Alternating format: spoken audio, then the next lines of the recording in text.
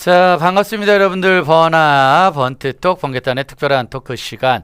자, 오늘은 이 땅에서의 또 하나의 가족 이야기 5월달 특별 방송 마지막 방송이 오늘 저희들 특별한 가족 이야기, 특별한 토크 시간이 되도록 하겠습니다.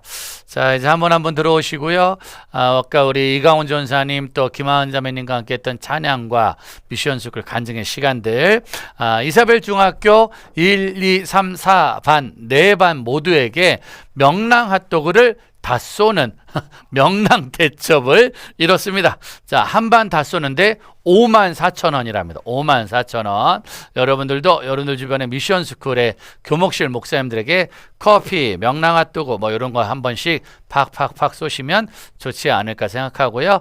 1학년 1반은 제가 쏘고 1학년 2반은 교목실이, 1학년 3반은 이강훈 전사님이, 1학년 4반은 김하은 자매가 아주 맛있는 핫도그를 쐈습니다. 자, 오늘은 특별한 토크 또 하나의 가족 이야기 마지막 편을 진행해 주실 두 분의 목사님을 모시도록 하겠습니다. 목사님들 안녕하세요. 안녕하세요. 자, 정말 10대지기 선교회 박현동 목사님 나오셨습니다.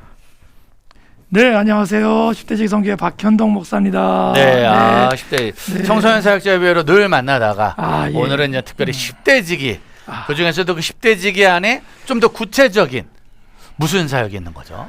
청소년들 중에 혹시 들어보셨어요? 날라다니는 아이들이라고. 날라다니는 아이들 전문 용어로, 네, 우리 전문 용어로 날라리들 이렇게 비행하고 이런 애들, 이렇게 불리고 싶지 않지만 이렇게 불려지는 아이들과 함께 살아내는 청소년 쉼터하고 그룹홈 자립지원관 같은 것이 청소년 쉼터, 그룹홈, 그러니까 날라다니는 아이들의 또 다른 가족의 삶을 살아가고 있죠. 자, 그리고 그런 청소년들과 외모상으로는 크게 다르지 않는 우리 그런 청소년들과 거의 외모상으로는 비슷한 우리 반승환 목사님 나오셨습니다. 네, 반갑습니다. 반승환 목사입니다. 네. 자, 네. 목사님. 네, 솔브리치 교회고요. 네, 지금 저희는 또 올해 또 학교를 또 위탁을 받게 됐어요. 그래서 네, 이제는 저희도 이제 날아다니는 아이들을 데리고 있다가 날아다니는 애들한테 또 피해를 받은 아이들. 까지 함께 아주 짬뽕 돼가지고 그렇게 하나의 공동체를 이뤄가고 있는 중인 교회입니다. 날라다니는 아이들, 그 날라다니는 아이들한테 매달려가는 아이들, 그 폭격당한 아이들, 폭격당한 그런 아이들과 함께 또 같이 삶을 살아가는, 어쨌든 뭐 청소년 사역 현장. 박현동 목사님이 지금 청소년 10대라는 단어를 사용하며 사역하신 지 지금 몇 년이 되신 거예요? 말 안 하기로 했는데요. 그래도 좀 이렇게 말 안 해도 대충은 다 알 것 같거든요, 그냥. 10대지기가. 10대지기 사역만 이제 21년. 10대지기만 21년. 네, 21년 사역. 그걸 만드는 게 또 오랜 세월이 있었고. 그렇게 아이들과. 거기까지만. 거기까지만. 반승환 목사님은 지금 아이들과 같이 이렇게 어울려서 꿍짝꿍짝한 게.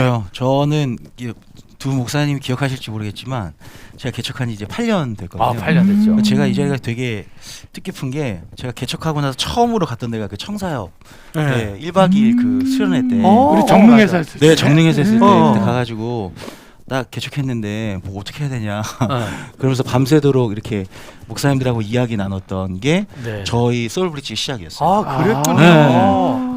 이야, 그때 되게, 많은 선배들이 여러 조언과 도전을 주고 지금 그 선배들은 많이 다 힘들거든요. 그래요? 참 인생사 모르는 거다.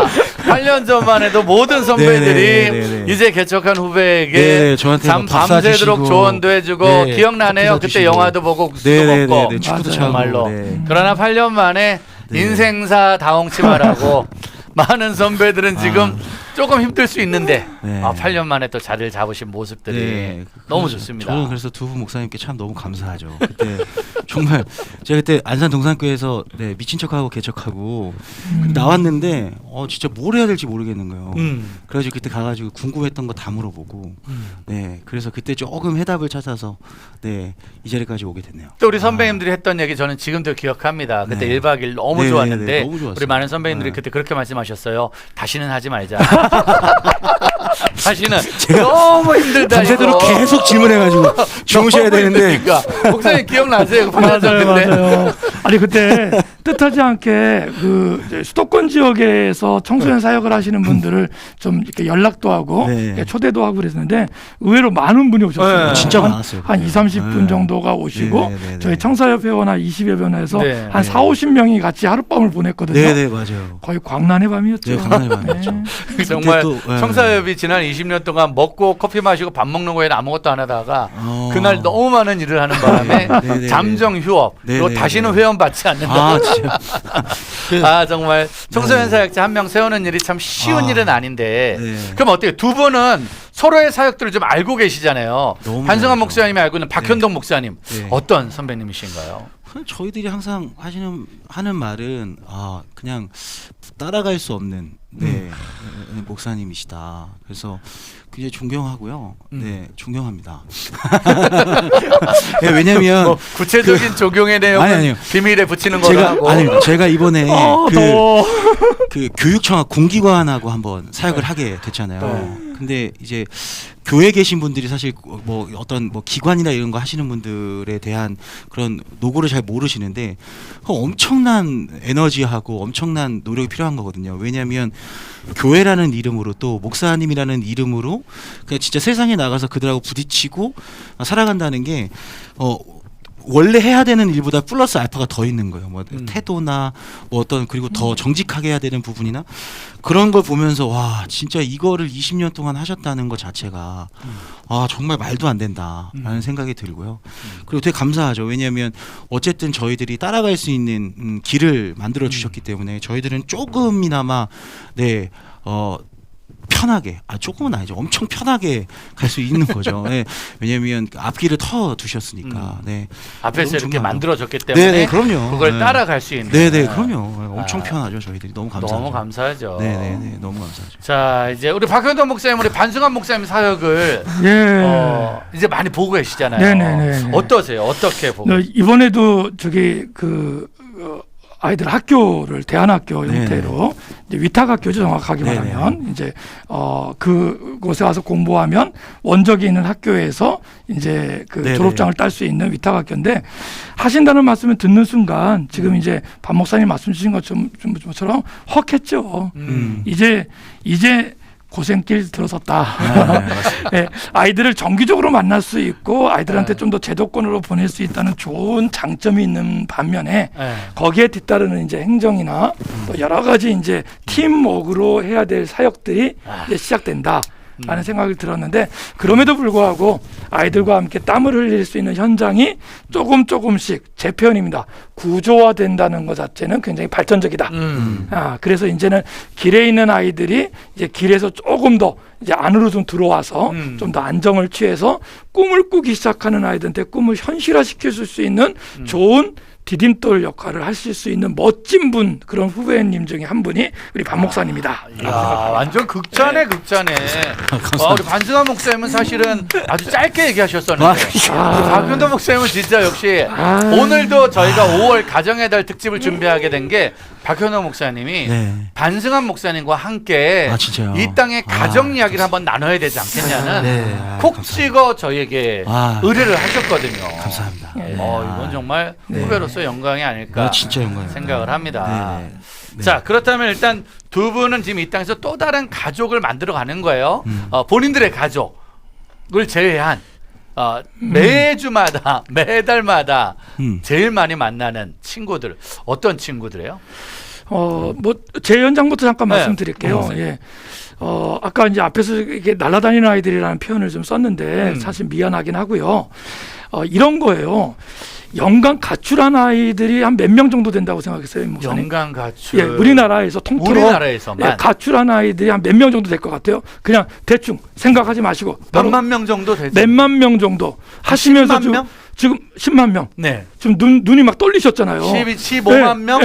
지금 10만 명, 15만 명 얘기하면서 야 이게 너무 많이 부른 거 아니야 이런 생각인데 올라온 게 뭐냐면 한 20만 명. 와, 20만 명. 20만 명. 근데 그 20만 명 중에 집으로 돌아가는 아이들, 그러니까 집을 나왔으니까 집으로 돌아가야 되잖아요. 그런 아이들이 한 90% 정도. 돌아가는 아이는 예, 90%, 90%. 못 돌아가는 아이가 한 10%. 10%. 그럼 제가 2만 명이에요. 제가 이 얘기를 하면 많은 분들이 그 90%에 안심을 해요. 20만 명입니다 하면서 깜짝 놀랐다가 한 90%가 돌아가요. 그래도 그러면 많이 안심을 돌아간 해요. 거니까. 예. 그런데 저희 관심은 그 남은 10%입니다. 돌아가지 못하는 예, 아이들. 그러니까 숫자로 얘기하면 2만 명 정도. 그런 아이들이 길거리에 남거나 아니면 청소년 복지 시설 같은데 전전하게 돼 있거든요. 이 아이들이 왜 못 돌아가나 봤더니 가정에서 나온 이유가 가정폭력. 예, 그 안에서 성폭력. 수많은 일들이 예, 있겠죠. 가정이 더 이상 보호 시설이 아니고 자기한테 뭐랄까요, 그 생활할 수 있는 안식처가 아니라 이제는 위기를 경험할 수밖에 없는 곳이에요. 그러니까 가정을 나오는 것이 이 아이한테는 어떻게 보면 위기가 아니라 가정을 나오는 것이 위해서 그렇죠. 네. 그래서 저희는 그거를 가출이라고 하지 않고 탈출이라고 합니다. 탈출이라고. 예. 그래서 가정이 있어도 예. 가정이라고 말할 수 없기 때문에 탈출한 아이들에게 진짜 가정을 만들어주는. 그렇죠. 그 일을 그래서 시작하시는 저희들은 가정이라는 개념보다는 표현이 좀 그렇던가요? 저희가 좀 만들어낸 용어긴 하지만 식구라는 표현을 더 좋아해요. 식구. 같이 밥 먹는 사이. 예. 뭐 저희도 같이 밥 먹는 식구잖아요. 네. 청소년 사역자 같은 식구인 것처럼 우리 아이들에게도 너희들이 피해서 나오고 도망쳐 나오고 어쩔 수 없이 나왔지만 이 나온 선택이 또 다른 선택을 하는데 장애물이 되지 않도록 하자. 그래서 그런 식구를 만들기 위해서 의정부의 청소년 쉼터가 네. 10대 지기에서 지금 예. 운영이 되고 있는 거네요. 네, 지금 그렇습니다. 그 안에는 몇 명의 아이들이 같이. 지금 현재 오늘 날짜로 저희는 이제 매일매일 날짜로 이제 카운트를 할 수밖에 없는 게 쉼터는 자유롭게 들어왔다가 자유롭게 나갈 수 있거든요. 그래서 우리 여자아이들 같은 경우에는 지금 현재 13명, 13명, 또 남자애들 같은 경우에 올해 12명. 12명. 그리고 이 쉼터에서 생활을 하는 거는 자유롭지만 기간이 좀 한정돼 있어요. 한 9개월 정도. 그래서 아이들이 좀 더 오랫동안 머무를 수 있는 것이 그룹홈이라고 있습니다. 그룹홈. 예, 그래서 청소년 그룹홈을 하게 되면 만 18세까지는 언제든지 뭐 나갈 생각하지 네. 않고 열심히 공부하고 자립 준비하면 되거든요.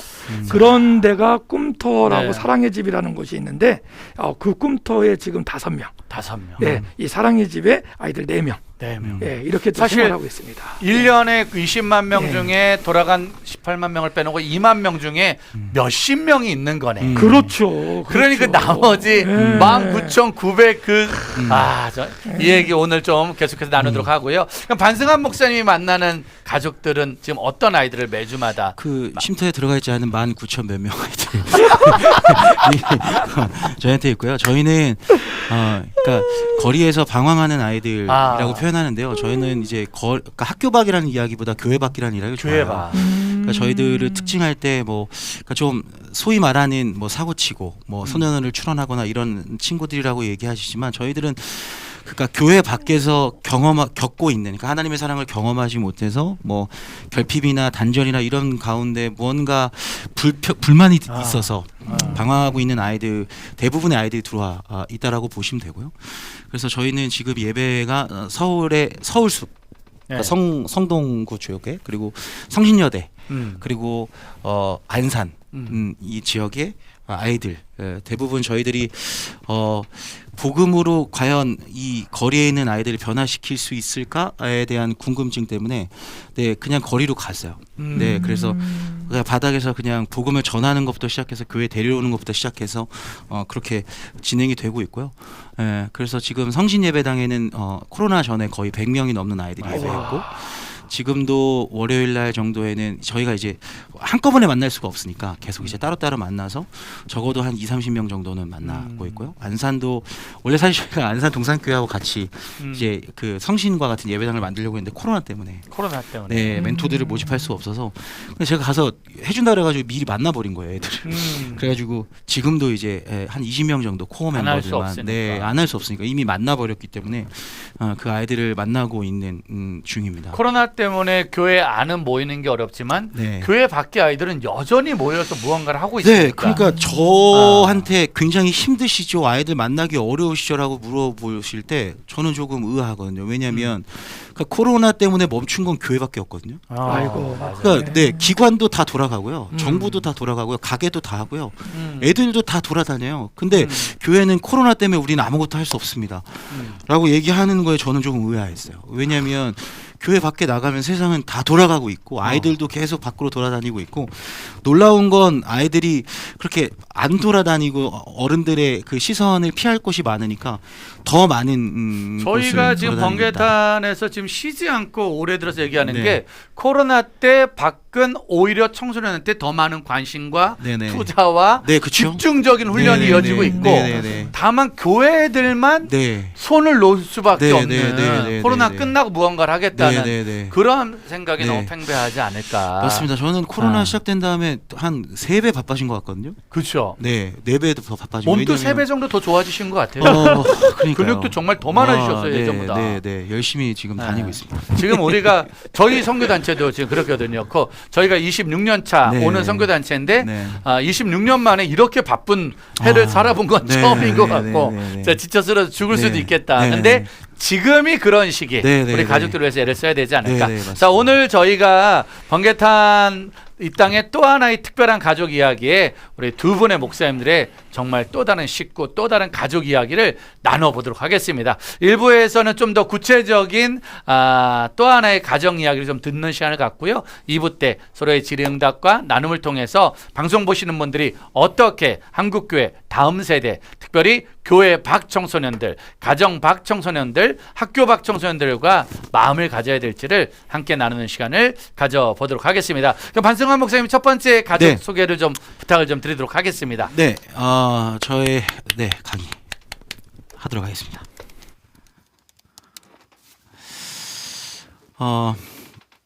반갑습니다. 솔브치교회 반승환 목사고요. 시간이 되는 만큼 강의를 진행하도록 하겠습니다.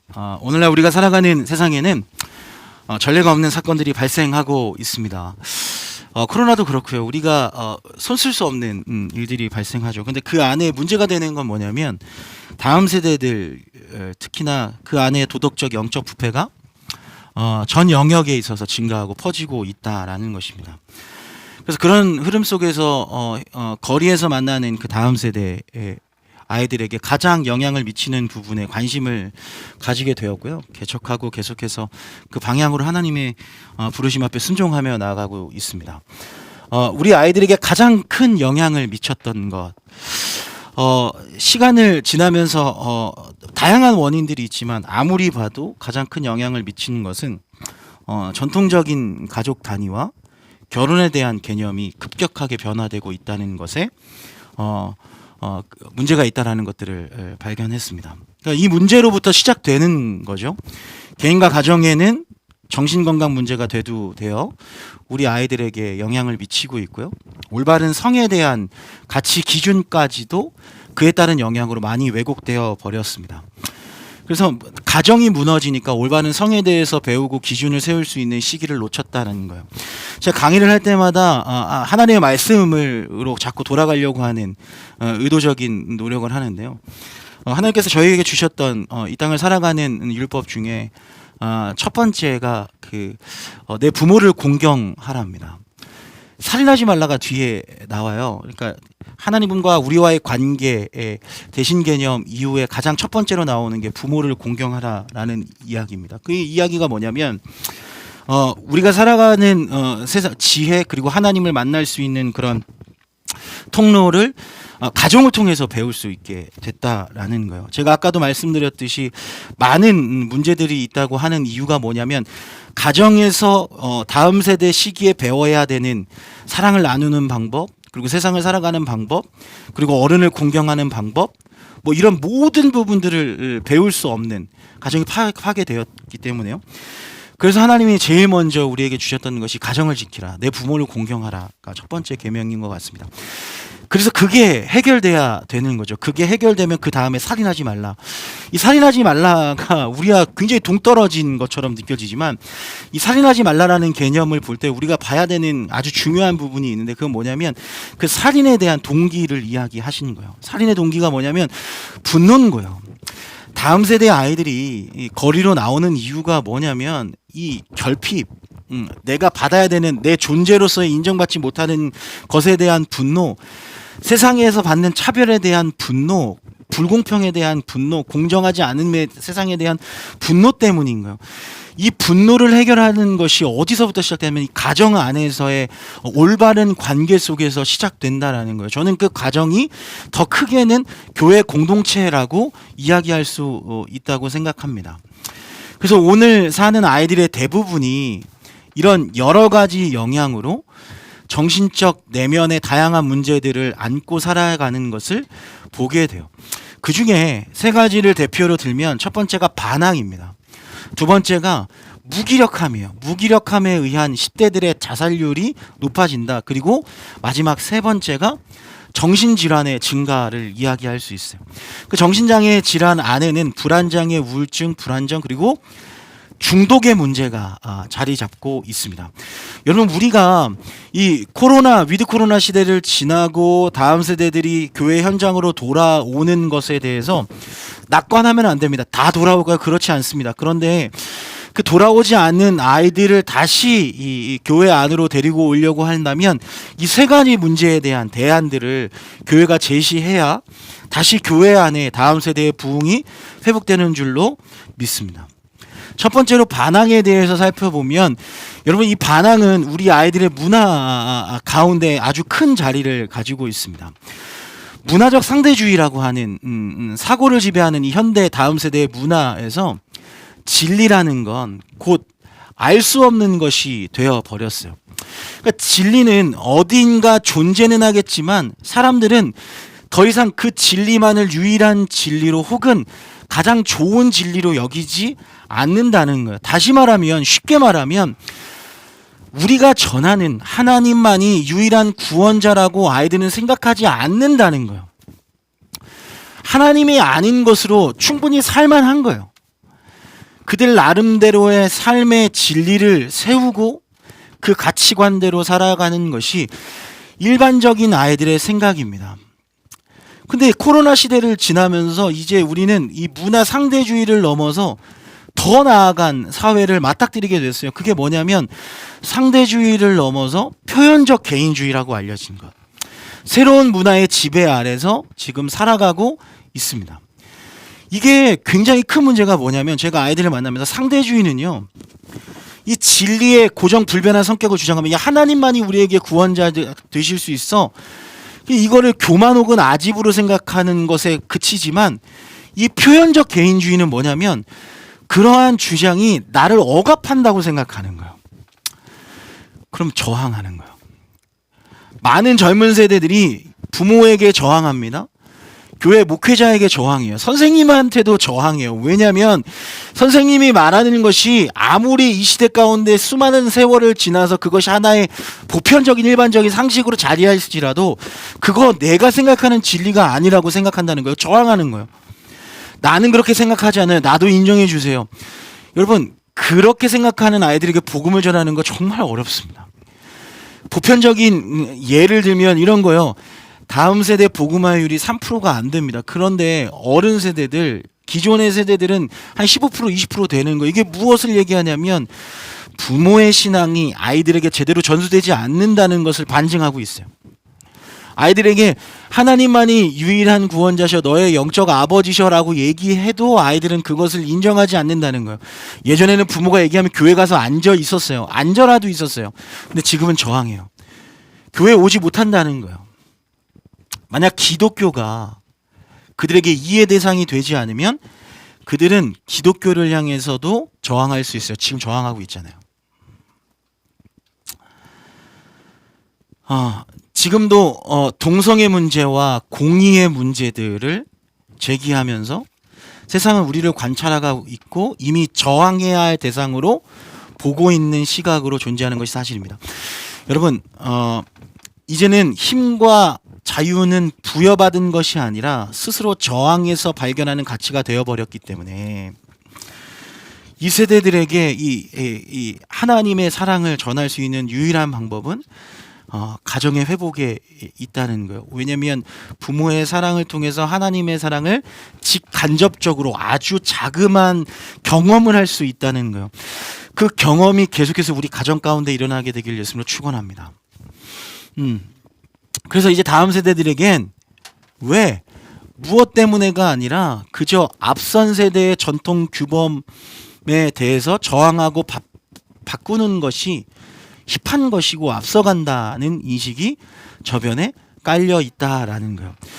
이 시대의 교회는 그래서 권위주의와 다른 종교를 품지 못하는 이기주의 집단으로 아이들이 인식하고 있다라는 거예요. 그래서 그들은 교회가 아닌 세상에서 그 답을 찾으려고 하는데 세상에서도 그 답을 찾지 못하기 때문에 두 번째 문제에 경험하게 되는 거예요. 저항합니다. 난 할 수 있어. 그런데 마음처럼 되지 않죠. 그러니까 무기력함에 빠지고 10대들의 자살률이 늘어나고 있다라는 거예요. 잠깐 이것에 대해서 설명하면 시간이 부족해서 그렇지만 이 시대의 그 문화적 상대주의를 이야기할 때 이 소비주의를 빼고는 이야기할 수 없어요. 쉽게 말하면 모든 것을 상품화시키는 거예요. 나의 삶도 나의 상품성을 높이기 위한 삶의 모든 것을 쏟아붓는 거예요. 시간도 마찬가지입니다. 왜 주일날 아이들이 오지 않을까요? 이거 간단하게 설명할 수 있어요. 아이들에게 주일날 아침 9시에 일어나서 교회에서 1시간 동안 예배하는 것이 주중에 다시 내 상품, 내 스펙을 쌓기 위해서 노력하는 시간을 위해서 잠깐 쉬는 시간보다 가치가 없는 거예요. 가치가 없는 거예요. 왜냐면 그 시간 가운데 하나님이 주시는 은혜와 평안을 누리면 그 시간이 내 인생에 있어서 가장 중요한 시간이라고 여기면 그 시간에 나오겠지만 그 시간보다 내가 다시 한 주를 살려면 이 시간에 쉬어야 돼. 다 쉬잖아. 아니 그 시간에 차라리 봉사활동해서 학적부에 기록이라도 하자. 이렇게 생각이 들면 아이들은 교회 나오지 않는다는 거예요. 그게 지금 이 시대를 살아가고 있는 우리가 마주쳐야 할 다음 세대들의 사고방식이라는 거죠. 이것이 복음이 말씀이 나에게 있어서 내게 매력적인 장식품이 될 것인가 아니면 나의 매력을 떨어뜨릴 것인가의 고민 속에서 살아갑니다.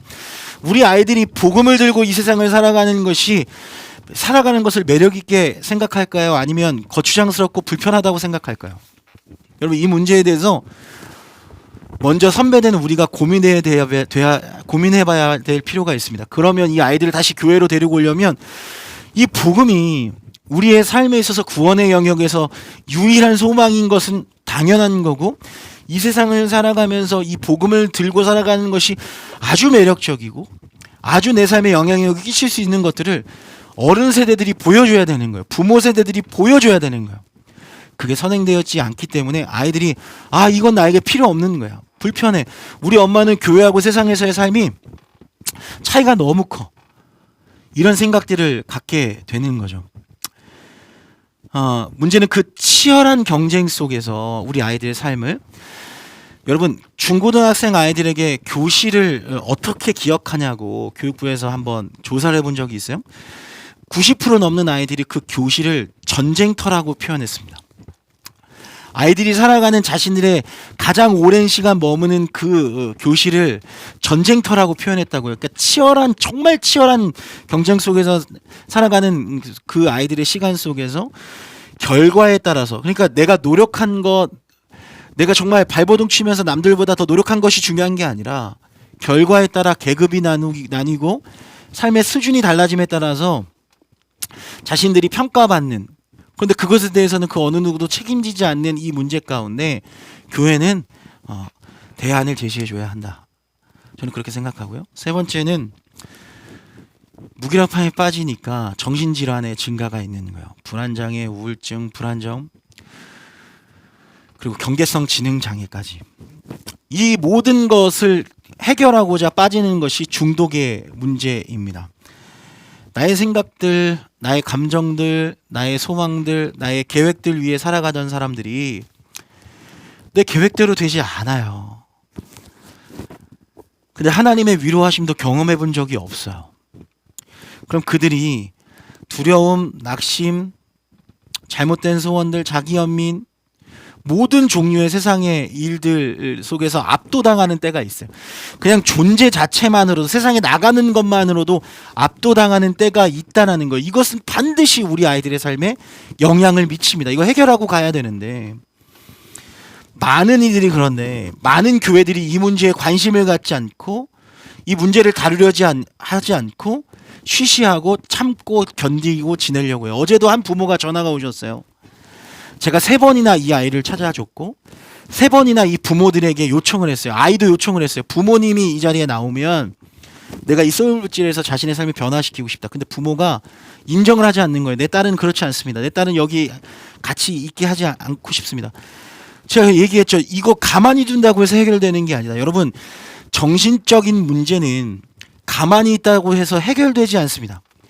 복음의 영역에서 마찬가지로 우리가 가만히 있다고 해서 선해지는 게 아니에요. 우리는 악해질 수밖에 없어요. 왜냐하면 악한 세상 가운데 살고 있기 때문에 영향을 미칠 수밖에 없죠. 분명히 우리의 삶을 직면하고 돌아서서 하나님을 바라보는 노력, 행동이, 순종이 수반되어야 하는데, 많은 교회들이 그냥 쉬쉬하고 가만히 두는 거예요. 왜냐하면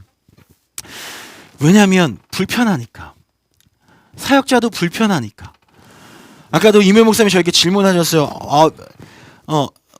뭐 코로나 때 더 바빠졌지? 당연하죠. 왜냐하면 코로나기 때문에 아이들이 더 힘들어요. 더 힘드니까 그 문제를 해결하기 위해서 더 많은 시간을 투자하는 거예요. 다음 세대 사역 어떻게 하면 아이들을 만날 수 있어요? 어떻게 하면 거리에 나가서 아이들을 만나서 100명이 넘는 예배당을 찾을 수 있어요?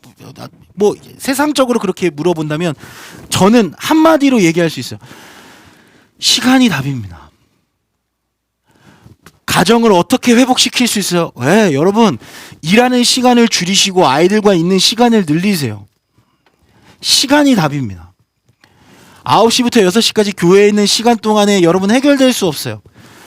아이들은 새벽에 고민합니다. 아이들은 저녁에 방황해요. 여러분의 퇴근 시간에 방황한다니까요. 저는 너무 답답해요. 저 이 시간에서 진짜 얘기하고 싶어요. 막 사역자들 막 가족들하고 막 정말 좋은 데 다니면서 막 정말 막 할렐루야. 네. 물론 네, 그 시간도 너무 중요하죠. 근데 한 번 더 생각해 보면 그 시간에 고민하고 그 시간에 힘들어서 아파하는 영혼들이 있다라면 그 시간에 저는 아이들을 위해서 내 시간을 내어 놓을 것 같아요. 부흥하는 교회들을 보면 제가 막 그런 교회들을 소개받거든요. 답이 그거예요. 아이들한테 미쳐 있어요. 아이들한테 미쳐 있다니까요. 사역자가 아이들한테 미쳐가지고 그 아이들하고 보내는데 주저하지 않아요. 저희 안에 많은 부모들이 들어오잖아요. 아이들하고 관계가 회복되는 건 다른 거 없어요. 아이들하고 보내는 시간을 저희들이 계속해서 만들어줘요. 저희 솔루션은 다른 거 없어요. 가족에게 가게 하는 것, 가족과 얘기하는 것. 왜냐하면 제가 혼내요.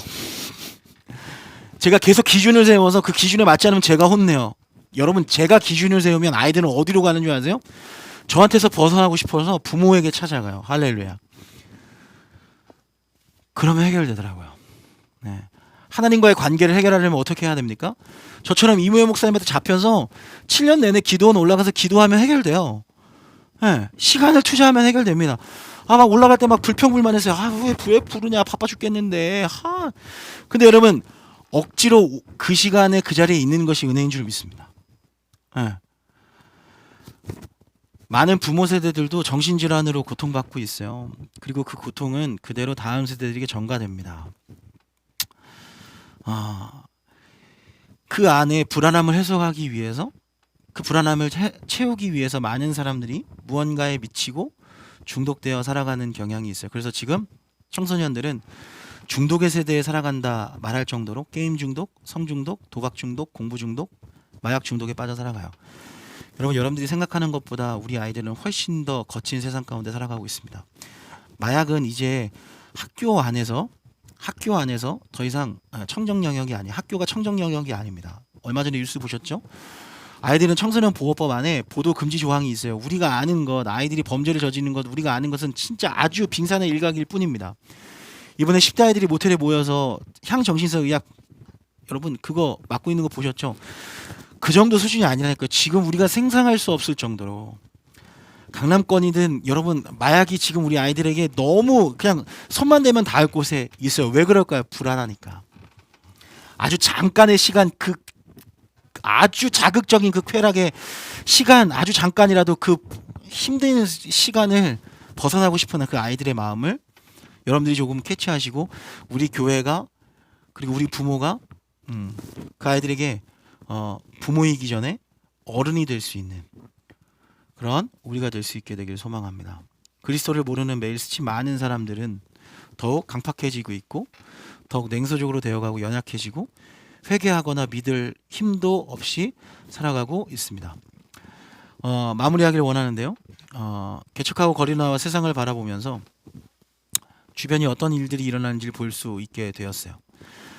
대형교회에서 사역을 하면서 정말로 엄청난 일을 하고 있다고 믿었고 교만해져 있었던 저를 발견하게 됐습니다. 거리에 나오는 순간 세상 사람들의 계급에선 저는 그리스도인으로서 목회자는 낄 수도 없는 사람, 그 이상 그 이하도 아니었습니다. 그 세상을 바라보지 못하고 교회 안에서 머물며 세상에선 점점 뒤로 물러나고 있었구나라는 것을 알게 됐어요. 교회 안에 머물러 있다 보니 세상 속에서 어떻게 해야 되는지 아무것도 모르는 상태가 되어 있었습니다. 아무것도 할 수 없었고 거리에서 느끼는 그 거절감은 심지어 기존의 교회에서조차 거절당하는 거절감에 사로잡히게 되었어요. 그러나 이제 이런 문제와 상황에 대해서 하나님과 함께 동행하며 거칠게 세상과 부딪히다 보니 많은 인식을 갖게 되었습니다. 너는 이것을 알라. 말세에 고통하는 때가 이르러 사람들이 자기를 사랑하며 돈을 사랑하며 자랑하며 교만하며 비방하며 부모를 거역하며 감사하지 아니하며 거룩하지 아니하며 무정하며 원통함을 풀지 아니하며 모함하며 절제하지 못하며 사나우며 선한 것을 좋아하지 아니하며 배신하며 조급하며 자만하며 쾌락을 사랑하기를 하나님 사랑하는 것보다 더하며 경건의 모양은 있으나 경건의 능력은 부인하니 이 같은 자들에게서 내게 돌아서라. 결국 자기를 사랑하며 돈을 자랑하고 교만하고 비방하고 부모를 거역하는 사람들, 세상의 쾌락 속에 살아가는 그 사람들에게 교회가 가지는 영향력은 제로에 가깝다라고 생각이 들었습니다. 적어도 다음 세대들에게는 아주 미미하다는 생각이 들었어요. 그래서 우리가 어떻게 대응하고 있는가에 대해서 고민하게 되었고 여기가 바로 우리가 속고 있는 지점입니다. 교회가 똑같이 세상의 방법으로 다음 세대들에게 어필하려고 하고 있다는 거예요. 세상과 친해지려고 다음 세대 사역자들이 세상의 문화를 가져오고 있다라는 것입니다. 제가 확신할 수 있습니다. 세상의 문화로 아이들을 교회로 끌어다닌다 100점 100패입니다. 우리의 싸움의 전장은 교회 안에 있어요. 영적인 전쟁, 더 복음 안으로 그 문제들을 가져오게 되길 예수님으로 축원합니다. 그 안에서 모든 문제가 해결될 수 있고요. 하나님의 방법으로 말씀으로 그 문제를 해결할 수 있습니다. 나중에 시간이 더 되면 그 방법들을 함께 나누고 그 첫 번째는 말씀으로 가정이 회복되는 것임을 여러분들에게 정말로 나누고 싶었고 그래서 여러분들의 가정 먼저 회복되는 그리고 세상 사람들에게 우리 가정을 통해서 하나님 나라가 들어가는 것이 우리가 할 수 있는 가장 첫 번째 일이라는 것을 나누고 오늘 이 시간을 마칠 수 있었으면 좋겠습니다. 기도하겠습니다. 사랑의 하나님 감사합니다. 이 시대를 살아가는 다음 세대들이 쟤네 왜 저렇게 방황하냐 손가락질하는 것보다 왜 그렇게 될 수밖에 없었는지 그들이 왜 저항할 수밖에 없었고 저항하다가 왜 무기력함에 빠질 수밖에 없었고 그 무기력함 속에서 불안하고 우울하고 또 중독에 빠져서 더 이상은 돌아올 수 없을 정도로 포기하며 살아가고 있는 친구들이 많이 있음을 우리가 오늘 보았습니다. 그 문제의 해답은 교회 안에 있습니다. 하나님 안에 있습니다. 말씀 안에 있습니다. 말씀 안에 살아가는 우리가 우리의 가정이 회복됨을 통하여서 내 삶 속에 하나님의 능력이 드러남을 통하여서 그들에게 대안을 제시해 줄 수 있는 이 시대를 살아가는 우리들 될 수 있도록 주님 축복하여 주시고 이 시대 가운데 수많은 다음 세대 사역자들을 축복합니다. 그들의 현장 가운데 힘들고 아파하는 이들에게 자신의 시간을 투자하여 그들에게 위로와 사랑을 전달할 수 있는 귀한 그리스도의 통로가 될 수 있도록 주님 축복하여 주옵소서. 감사드리며 예수님의 이름으로 기도드렸습니다. 아멘.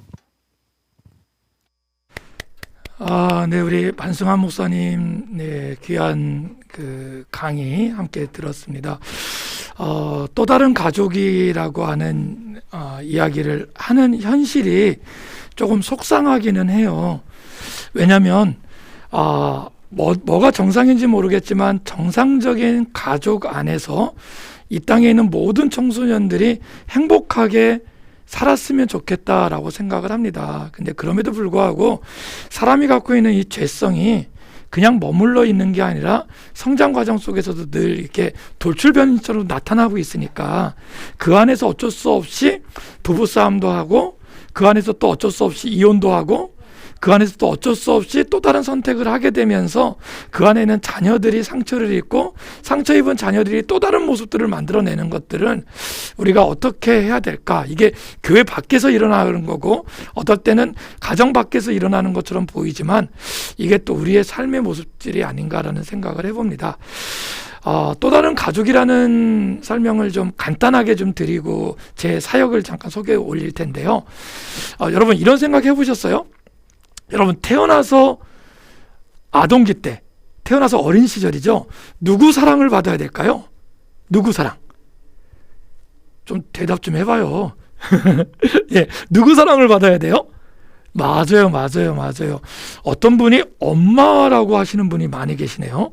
여러분 그 말도 맞지만 더 정확히 얘기하면 뭔지 아세요? 부모예요. 부모. 예, 아빠도 시켜주셔야 돼요. 예, 아빠 없는 엄마 없잖아요. 엄마 없는 아빠 없고. 그러니까 부모의 사랑을 받아야 돼. 부모의 사랑을 받으면요, 그 어린아이가 1살, 2살, 3살 먹은 아이들이 어떤지 아세요? 천하를 얻은 것만큼 자부심, 자존감이 향상이 됩니다. 근데 여러분 너무 재밌는 게 뭔지 아세요? 이 사랑은 움직이게 돼 있다는 거예요. 예, 어떻게 해요? 부모 사랑만 받는다고 되는 게 아니라 그 다음 단계 사랑을 받아야 돼요. 그 다음 단계 부모가 어느 정도 사랑을 해주고 나면 이 사랑이 흘러간다니까요. 어디로 갈까요? 맞아요. 친구. 네, 친구. 예, 처음엔 누구 사랑이라고요? 부모. 두 번째 누구요? 친구. 오케이. 예, 그 다음엔 뭘까요? 애인이라고 하시는 분들도 맞긴 해요. 근데 애인 말고 영원히 떠나지 않는 애인 누구요? 예, 배우자. 예, 떠나지 않는 애인 하니까 또 다른 얘기 하시면 안 됩니다. 예, 배우자. 예, 배우자 다음에는 누군지 아세요? 자녀. 이 네 대상한테는요 사랑을 받아도 되고 안 받아도 되는 게 결코 아닙니다. 뭐예요? 반드시 사랑을 받아야 돼요. 사랑을 못 받으면 어떤 일이 벌어지는지 아세요? 사랑 고품증이라는 게 생깁니다. 예. 그 받아야 될 하나님께서 그 대상을 통하여 사랑을 받아야 안정감을 주시고 소속감을 주시고 더 나아가서 자존감이 향상이 돼서 자신감이 생겨서 자기가 뭐 돈도 없고 백도 없고 아무것도 없어도 이 자존감, 이 자신감이 생기면 진짜 무에서 유를 창조할 정도로 자신감 있게 그렇게 나갈 수 있거든요. 그런데 이 사랑을 받지 못하면 사랑 고품증, 사랑이 탈난단 말이에요. 탈나. 예. 자, 그러면 여러분 보세요. 라이프 사이클에 의한 의미적인 존재를 제가 말씀을 드린 건데, 자, 태어나서 아동기 때는 누구라고요? 예, 부모. 예. 그 다음에 누구요? 부모 다음엔 친구. 친구 다음엔 배우자. 배우자 다음엔 자녀. 이렇게 되잖아요. 자, 봐요. 지금 제가 아까 앞에서 잠깐 설명드린 우리 날아다니는 아이들. 자, 이 아이들은 누구의 사랑을 제대로 받지 못했을까요? 맞아요. 부모예요. 부모의 사랑을 제대로 받지 못했기 때문에, 보호를 받아야 될 가정에서, 그렇죠, 제대로 보호를 받지 못하고 가정에 있는 것 자체가 위기라니까요. 위기. 그래서 어쩔 수 없이 가정을 나왔어요. 그래서 제가 아까 뭐라고 그랬어요? 얘들은 가출한 게 아니다. 뭐 한 거다? 탈출한 거다. 어떻게 해요? 살기 위해서 탈출한 거란 말이에요. 탈출한 이 아이들이 선택할 수 있는 게 뭐가 있겠어요? 자기를 가장 사랑해줘야 될 부모가 사랑하지 않았다라는 얘기는 뭐와 똑같은지 아세요? 이 세상에 믿을 사람 있다 없다? 없다. 그러니까 이제 내 옆에 오는 모든 사람을 불신할 수밖에 없는 거예요. 그런 상태에서 친구를 만났단 말이에요. 자, 여러분, 첫사랑을 실패하고 나면 어떻게 되는지 아세요? 해보셨죠? 예, 첫사랑을 실패하고 나면요, 그 다음 사랑이 찾아올 때 그 사랑을 덥석 잡지 못해요. 왜요? 이미 아픔이 있으니까. 예. 우리 아이들도 마찬가지입니다. 부모로부터 사랑을 제대로 받지 못했기 때문에 그 다음 대상인 친구를 만나도 어떻게 하는지 아세요? 대부분의 아이들이, 제 표현입니다, 고슴도치 사랑을 해요. 어떻게 해요? 서로 상처를 주고 받아요. 어쩔수록? 친할수록. 친한 관계가 아니면 그냥 무시하면 되거든요. 제가 너 뭐 안 좋아해도 뭐 나도 너 싫어 뭐 그래도 되잖아요. 아니 뭐 좀 시간 있으면 기다리지 뭐 그럴 수 있잖아요. 근데 여러분, 진짜 좀 친해지고 나면요, 그게 잘 안 돼요. 사랑은요, 자기만을 사랑해 줬으면 좋겠다고 하는 독점력도 있고요, 나만 바라봤으면 좋겠다고 하는 그런 마음이 있는데, 이 사랑이 왜곡되기 시작하잖아요. 왜곡되기 시작하면요, 이 사랑을 표현하는 방법이 고슴도치 사랑. 사랑한다고 꼭 끌어안으면 안을수록 상대에게 상처를 주는 거예요. 나도 상처를 받고. 자, 그러면 여러분 어떻게 하면 될까요? 어떻게 하면 될까요? 많은 교회에서 제가 한 20-30년 동안 이 강의를 했거든요. 자, 선생님들이 물어봐요. 자, 어떻게 하면 되겠냐? 우리 교회에 이런 아이가 있는데 어떻게 하면 되겠냐? 어떻게 하면 저는 그래서요, 하나님의 사랑을 발견하면 된다. 할렐루야. 예, 이게 답이에요. 그런데 여러분, 그 답까지 가는 방법이 뭐냐는 거예요. 하나님이 어떤 방법을 주셨냐는 거예요. 저는 그래서 우리 교회 학교 선생님들을 하나님이 보내주셨다라는 거예요. 할렐루야. 그분이 여러분들이라니까요. 예. 근데 그 교회학교 교사와 일반 학교 교사의 가장 큰 차이점이 뭐예요? 일반 학교 선생님들도 그러실 거예요. 오해하지 않으셨으면 좋겠어요. 그러나 교회학교 선생님은요, 본인들이 갖고 있는 능력이나 스펙이나 관계하지 않고 어떻게 해요? 교회에서 헌신하게 되어 있어요. 헌신한다는 건 뭐예요? 조건이 없다는 거예요. 내가 얼마를 받았으니까 받은 만큼 일하겠다, 이게 없잖아요. 교회학교 선생님은 한 영혼을 천하보다 귀한 마음으로 그 영혼들을 위해서 기도하고 매일매일 주일날 다른 사람보다 좀 더 일찍, 또 주중에도 그 아이를 위해서, 그쵸, 소나무 뿌리를 부여잡듯이 그 영혼을 붙잡고 기도해 주는 선생님들이시잖아요. 할렐루야. 그래서 저는요, 뭐라고 말씀드리고 싶은지 아세요? 이미 부모하고의 관계가 으그쳐서 첫사랑을 놓쳐버린 우리 아파하는 청소년들에게 또 다른 부모 역할을 누가 해달라? 저는 선생님들이 해주셔야 된다는 거예요. 아니요, 이 땅에 누군가는 그 역할을 해야 돼요. 그 역할을 해야 된다면 그 역할을 누가 할 수 있을까요? 저는 그게 교회학교 선생님들이나 교회학교 지도자들, 아니요, 더 정확히 얘기할까요? 어쩌면 청소년 사역을 하려고 하는 우리 목사님들, 우리 전선생님들, 우리 사역자들이 그 사역을 해야 돼요. 어떤 사역이요? 부모 같은 사역. 부모 같다는 건 뭔지 아세요? 여러분, 조건이 없다는 거예요. 무조건적 긍정적 관심. 예. 내가 이 아이를 돌보는데, 내가 이 아이와 함께 그 아픔을 나누는데 조건이 있다 없다? 없다. 누구처럼요? 부모처럼요. 그 부모처럼의 마음이 없으면 여러분, 애들이 알아요. 애들이 알아요. 애들이 알아. 이 선생님이, 이 목사님이, 이 전도사님이 하는 척 하는구나. 아, 물론 그렇죠, 그 정도만 해줘도 고마운 거 알아요.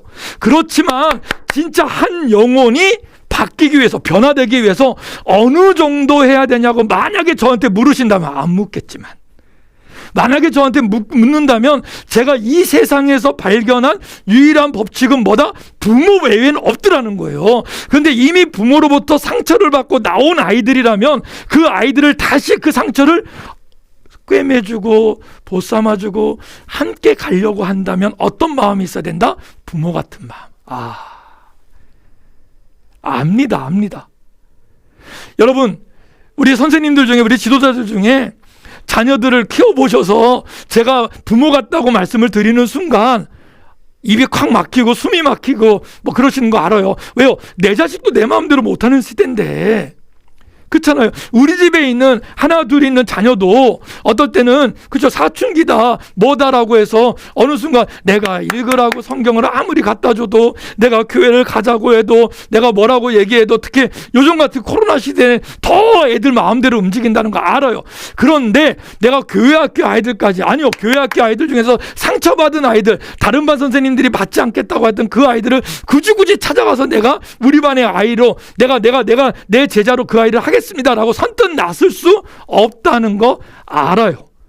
아는데 답 아닌 답은 누군가는 말해줘야 되잖아요. 그래서 만약에 청소년 사역을 20, 30년 했던 저한테 그걸 물어보신다면 제가 드릴 수 있는 답은, 부모 같은 마음으로 가지 않는다면 서로 상처를 받을 수밖에 없다. 부모 같은 마음이라는 건 뭐다? 조건이 없는 거다. 그래서 제가 오늘 이 가정의 달, 이 가정박 아이들, 학교박 아이들, 어쩌면 교회박 아이들의 주제를 가지고 또 다른 가정, 또 하나의 가정에 대한 이야기를 하자는 얘기도 그런 거예요.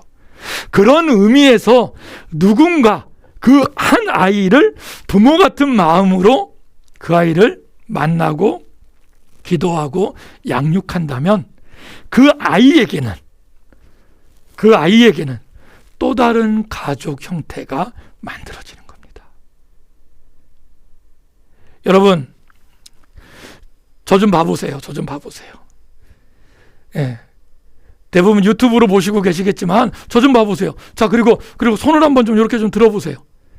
예. 그리고 한번 따라서 한번 해보실래요? 자, 나 때문에. 예. 자기 이름을 좀 대고 한번 다시 해볼래요? 다시 한번 해봐요. 자, 나 때문에. 여러분, 무슨 얘기인지 아세요? 여러분, 한번 상상해 보세요. 박현동 때문에 변하는 아이가 있대. 와. 물론 알아요. 박현동이 아니라 하나님 때문에 변할 겁니다. 할렐루야. 여러분, 그럼에도 불구하고 하나님이 나를 통해서 그 한 영혼을 변화시키는 거. 너무 드라마틱하지 않아요? 너무 멋있지 않아요? 그 일에 우리가 쓰임받고 싶지 않아요? 여러분, 그 아이에게 또 다른 가정을 여러분 보여주십시오. 하셔야 됩니다. 아니요, 할 수 있습니다. 벅찹니다. 힘듭니다. 그러나 생명을 살리기 위한 하나님이 우리에게 주신 소명은 여기까지 가야 되는 것이지 않을까 생각합니다. 그 일을 위해서 10대지기가 한 21년 사역한 흔적인 건데요. 잠깐 한번 보여드릴게요. 자, 우리 PPT 한번 보여주실래요? 아유, 예. 10대지기 멋있는 그림으로 그려졌는데요. 저희 모토입니다. 청소년의 가슴에 그리스도의 비전이라고 하는 모토를 가지고 저희가 지금 시작하고 있거든요. 예. 제가 또 이걸 못 만지네요. 예. 자, 예. 저희가 이런 표현을 잘 안 쓰려고 하는데 국가가 쓰라고 해서 어쩔 수 없이 지금 쓰고 있는데, 위기 청소년. 예, 위기 청소년들을 발견에서부터 자립까지 원스톱 시스템으로 그들을 좀 도와주자, 함께 좀 동행하자라고 해서 10대지기 드림마을 프로젝트라고 하는 이야기를 하고 있어요. 많은 분들이 쓰고 있는 용어죠. 한 명의 아이를 키우기 위해서는 온 마을이 필요하다라고 얘기하는데, 저는 오늘 이 온 마을의 그 출발점이 뭐다? 한 가정이다. 가정이라고 하면 깨진 가정에서 다시 그 가정을 회복시키기 위해서는 새로운 가정이 필요하다. 누가? 바로 여러분들과 제가 만나는 그 상처받은 청소년들에게 할 수 있는가. 그걸 위해서 저희가 하고 있는 사역들입니다. 네, 가출해서 갈 수 있는 남자아이들 쉼터, 그리고 여자아이들 쉼터, 그리고 버스를 가지고요, 좀 이따 보여드리겠는데 아이들이 찾아가고 있는 일시쉼터, 그리고 아이들이 좀 더 중장기로 머무를 수 있는 사랑의 집하고 꿈터, 여자애들 그룹을 사랑의 집이라고 하고요, 남자애들 그룹은 꿈터라고 그러고요. 그리고 쉼터에서 퇴소한 아이들을 위해서 만나는 곳을 자립지원관이라고 얘기합니다. 이런 시설들을 10대지기가 운영하고 있고요. 그걸 드림마을 프로젝트라고 얘기하고, 그 안에 표를 저희가 아름다운 마음으로 청소년 보듬기라고 하면서 사역을 시작하고 있습니다. 이 버스가 의정부와 경기 북부 지역에 돌아다니고 있어요. 이게 진짜 버스거든요. 예, 다시 한번 오게 할게요. 예, 이 버스. 예, 네, 이 버스를 가지고 수요일, 목요일, 금요일 제 표현대로 한다면 아이들이 모여 있는 곳에 짱 박혀 있는 곳에 이제 찾아가게 하는 거죠. 그래서 집을 나왔거나 위기를 경험하고 있는 아이들이 처음에 가출을 하거나 처음에 나왔을 때 누구를 만나느냐에 따라 인생이 달라지거든요. 저는 저희 그 선생님들을 만났으면 좋겠다. 그리고 우리 크리스찬들을 좀 만났으면 좋겠다. 예, 그래서 그 거리에서 하나님을 좀 만날 수 있었으면 좋겠다라는 소망이거든요. 그래서 이 일시 쉼터를 운영하고 있고요. 남자애들이 머무를 수 있는 남자 쉼터, 우리 지금 오른쪽에 있는 저 그림의 맨 위에 저희가 한 100여 평 정도 되는 공간에 남자애들 쉼터가 있습니다. 여자애들 쉼터는 저희 법인 건물에 이제 지금 같이 있어서 3층, 4층 같이 쓰고 있거든요. 쉼터라는 곳은 아이들이 가출을 해서 언제든지 올 수 있고 또 언제든지 나갈 수 있는 그런 곳입니다. 네, 그런 곳에서 같이 생활을 하고 있습니다. 네, 이런 그 쉼터들 저희들 사역들을 같이 좀 보여드렸는데요. 이런 사역을 어떻게 한다?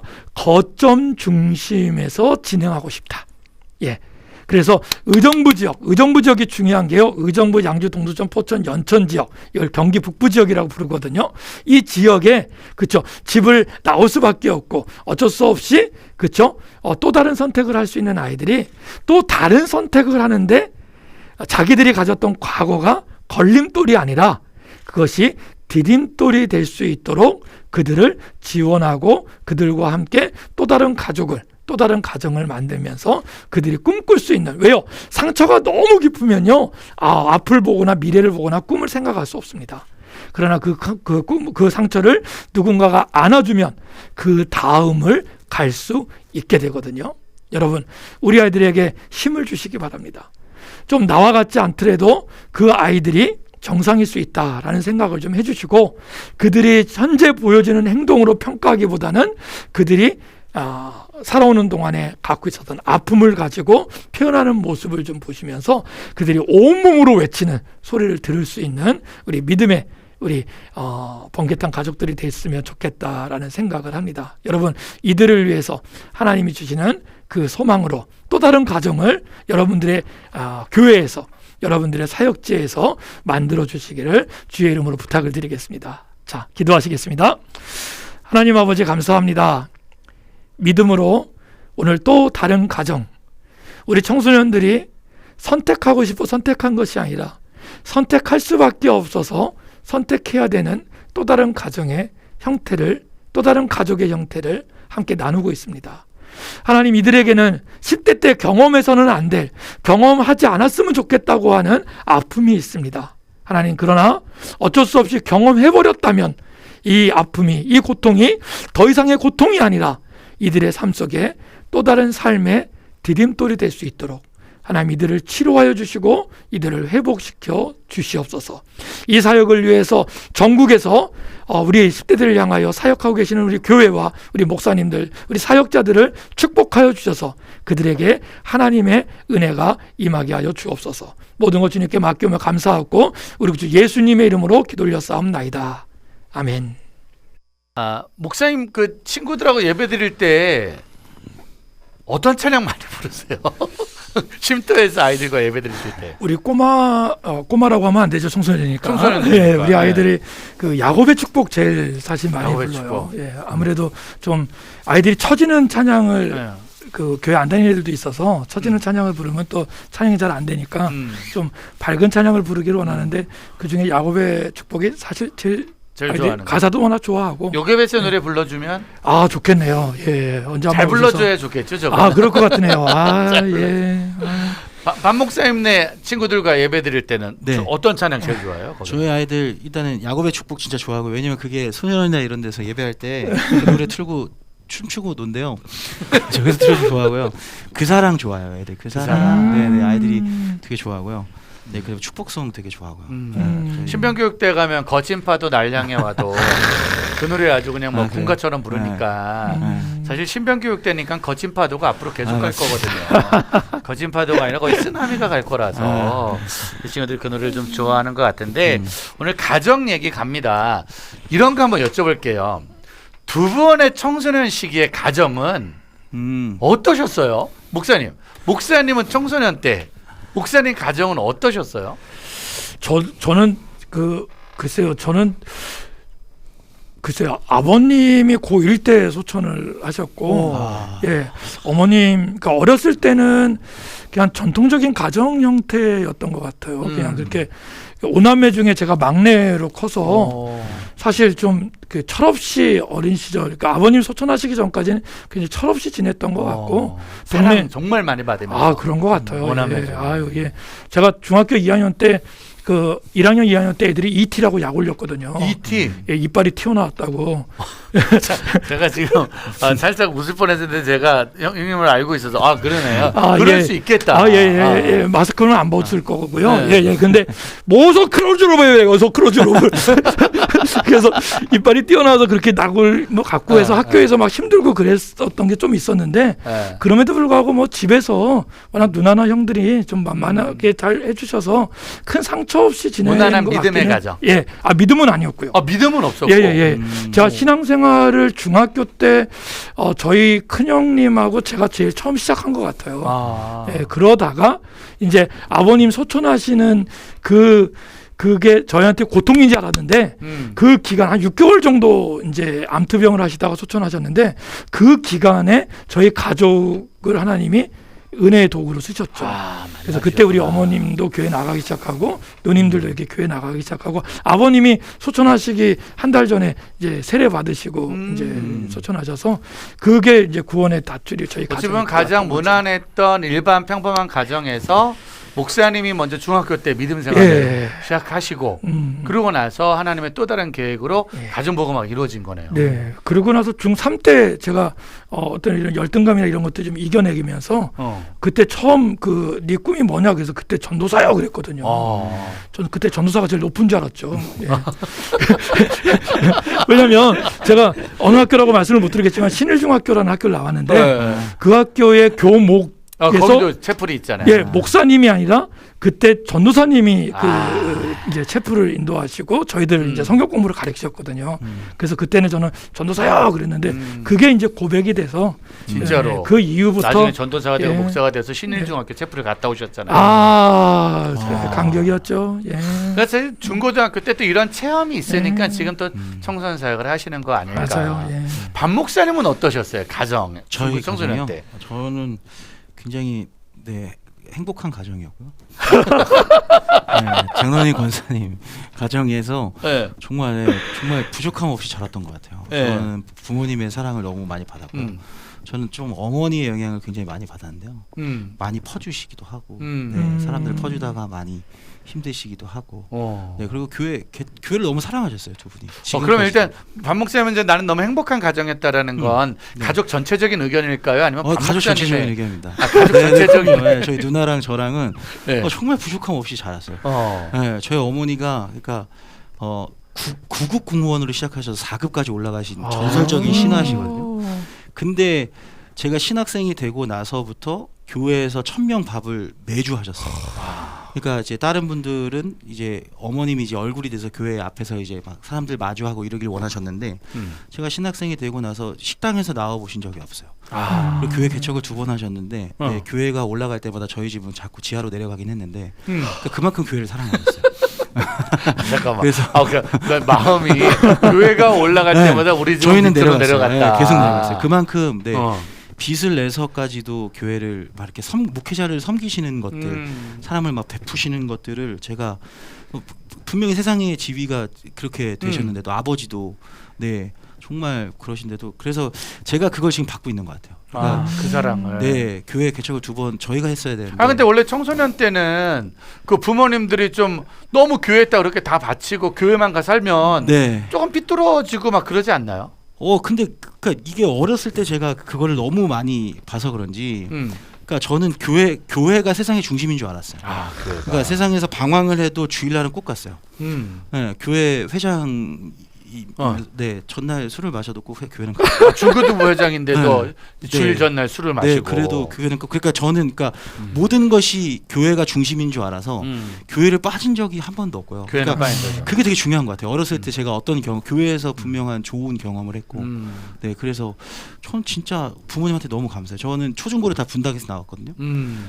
그래서 그 이상하게 부모님에게 아주 큰 사랑을 잘 못 받았을 것 같은데 받았고 저는 분당 쪽하고는 전혀 거리가 멀 것 네. 같은데 분당에서 다 나왔고. 네, 저는 진짜 그래서 너무 감사해요. 제가 진짜 거기서 정말 네 하나님 잠깐만. 그럼 두 분은 원래 학교 밖, 교회 밖 생활을 좀 해보시고 일탈을 어디까지 진짜 어떻게 된 거예요? 박 목사님은 일탈이란 걸 거의 해본 적은 없으신 거죠? 그렇죠. 제가 중3 때부터 제 그 소원이 제 비전이 전도사 되고 목사 되는 거였고 고등학교 올라가고 혹시 들어보셔서 CCC라고요? CCC 알죠. 예, 하이 그 CCC. CCC가 저를 또 전도사. 그래요. 예. 그렇죠. 그 CCC 중에 하이 CCC라고 하이 있어요. CCC.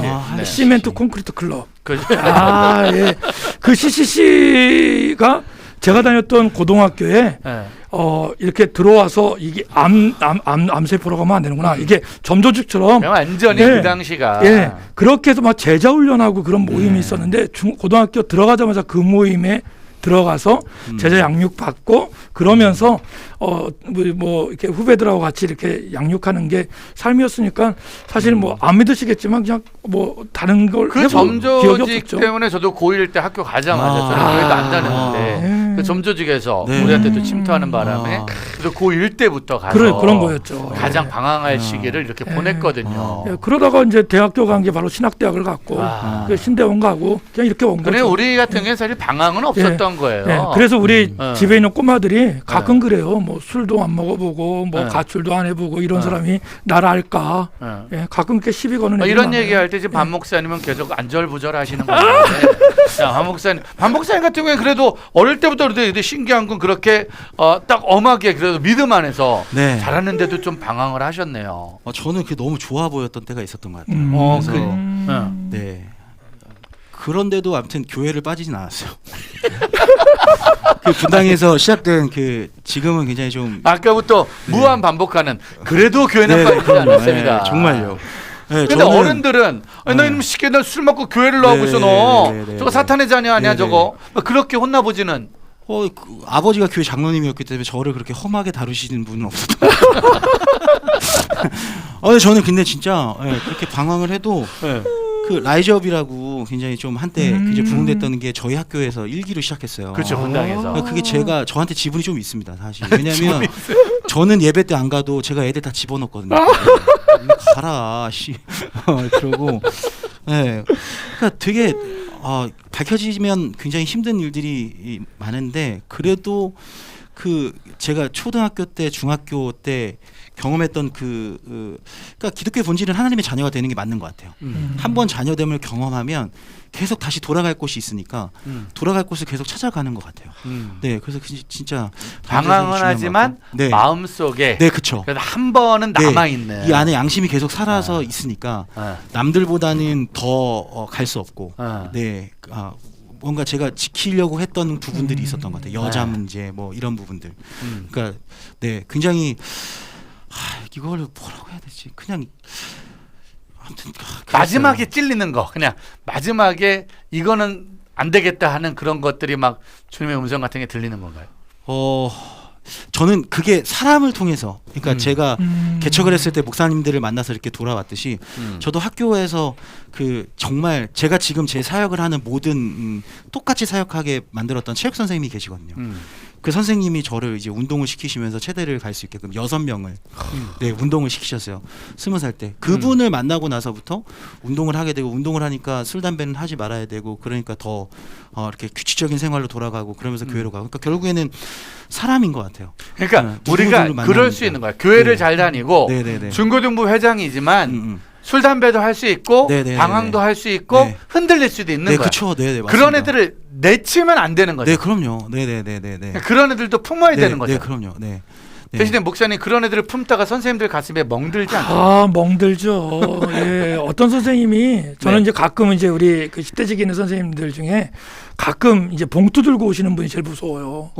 예, 그분들이 저한테 뭐 금화금을 주겠어요. 봉투면 예. 그거 뭐 들어가 있지? 뭐 들어가 있어요? 뭐 대부분 이제 사직서를 들고 올 때 왜냐면 사역은 이 기간이 좀 지나야 사역을 할 수 있거든요. 네. 그래서 최소한 한 3년 정도 맞아요. 판에서 같이 움직여야 네. 아이들도 할 수 있는데 한 3개월 1년 이내에 되신 선생님들이 갖고 와요. 그럼 왜 그러냐 그러면 그분이 그래요. 듣도 보도 못한 욕을 들었대요. 와. 예. 그러니까 우리 아이들이 하는 욕을 선생님이 한 3, 4개월 되신 분이 들었다라고 해서 저도 깜짝 놀랐거든요. 무슨 욕인지 알아는 들었냐? 그랬더니 뭐 알아도 못 듣는데 옆에 있는 애가 친절하게 해석을 해줬대요. 지금 선생님 욕 드시고 계십니다. 근데 그 얘기를 들으면서 자기가 이런 욕을 먹으려고 이렇게 대학을 졸업하고 이런 일을 선택했느냐라는 자괴감이 들더래요. 근데 여러분 그 고비를 넘지 않으면 예, 그게 참 이 가슴으로 아이를 낳는다고 그러잖아요. 근데 이 고비를 넘겨야 네. 우리가 지금 오늘 얘기하고 있는 그야말로 식구 가족이 되지 않을까라는 생각을 합니다. 쉼터에 예, 그동안 예. 거쳐간 아이들을 대략 따지면 한 몇 명 정도? 저희가 이제 저희 전문 용어로 실인원이라는 얘기를 쓰거든요. 실인원. 그러니까 이게 연인원 말고 중첩되는 거 말고 실인원인데 네. 한 쉼터당 보통 한 200에서 300명 정도가 와요. 네. 연간. 네. 그러면 연간. 남자 여자 쉼터가 있으니까 한 500명 정도 온다고 보면 500명 정도. 그걸 한 20년 했다라고 하면 네. 한 10,000명 정도 만 명이 왔다 간 거라고 보시면 되죠. 만 명이 예. 왔다 갔는데 예. 그 중에 믿음 안에서 그래도 다시 예. 교제하고 나누는 예. 대화의 친구들이 예. 한 몇 프로 정도 될까요? 글쎄요. 저희가 왜냐하면 이제 이런 우리 친구들의 특징이 이런 게 있어요. 잘 돼서 찾아오는 아이들도 있는가 하면 잘 되면 과거를 숨기고 싶은 아이들도 참 많습니다. 그렇지. 예. 그래서 네. 굉장히 많은 아이들이 뭐 스승의 날이나 뭐 이렇게 때가 되면 이거 고맙다고 표현도 하고 얘기도 하지만 대부분의 말을 할수 아이들이 없는. 그렇죠. 저희는 그래서 가끔 연락 오는 게 더 무서워요. 예.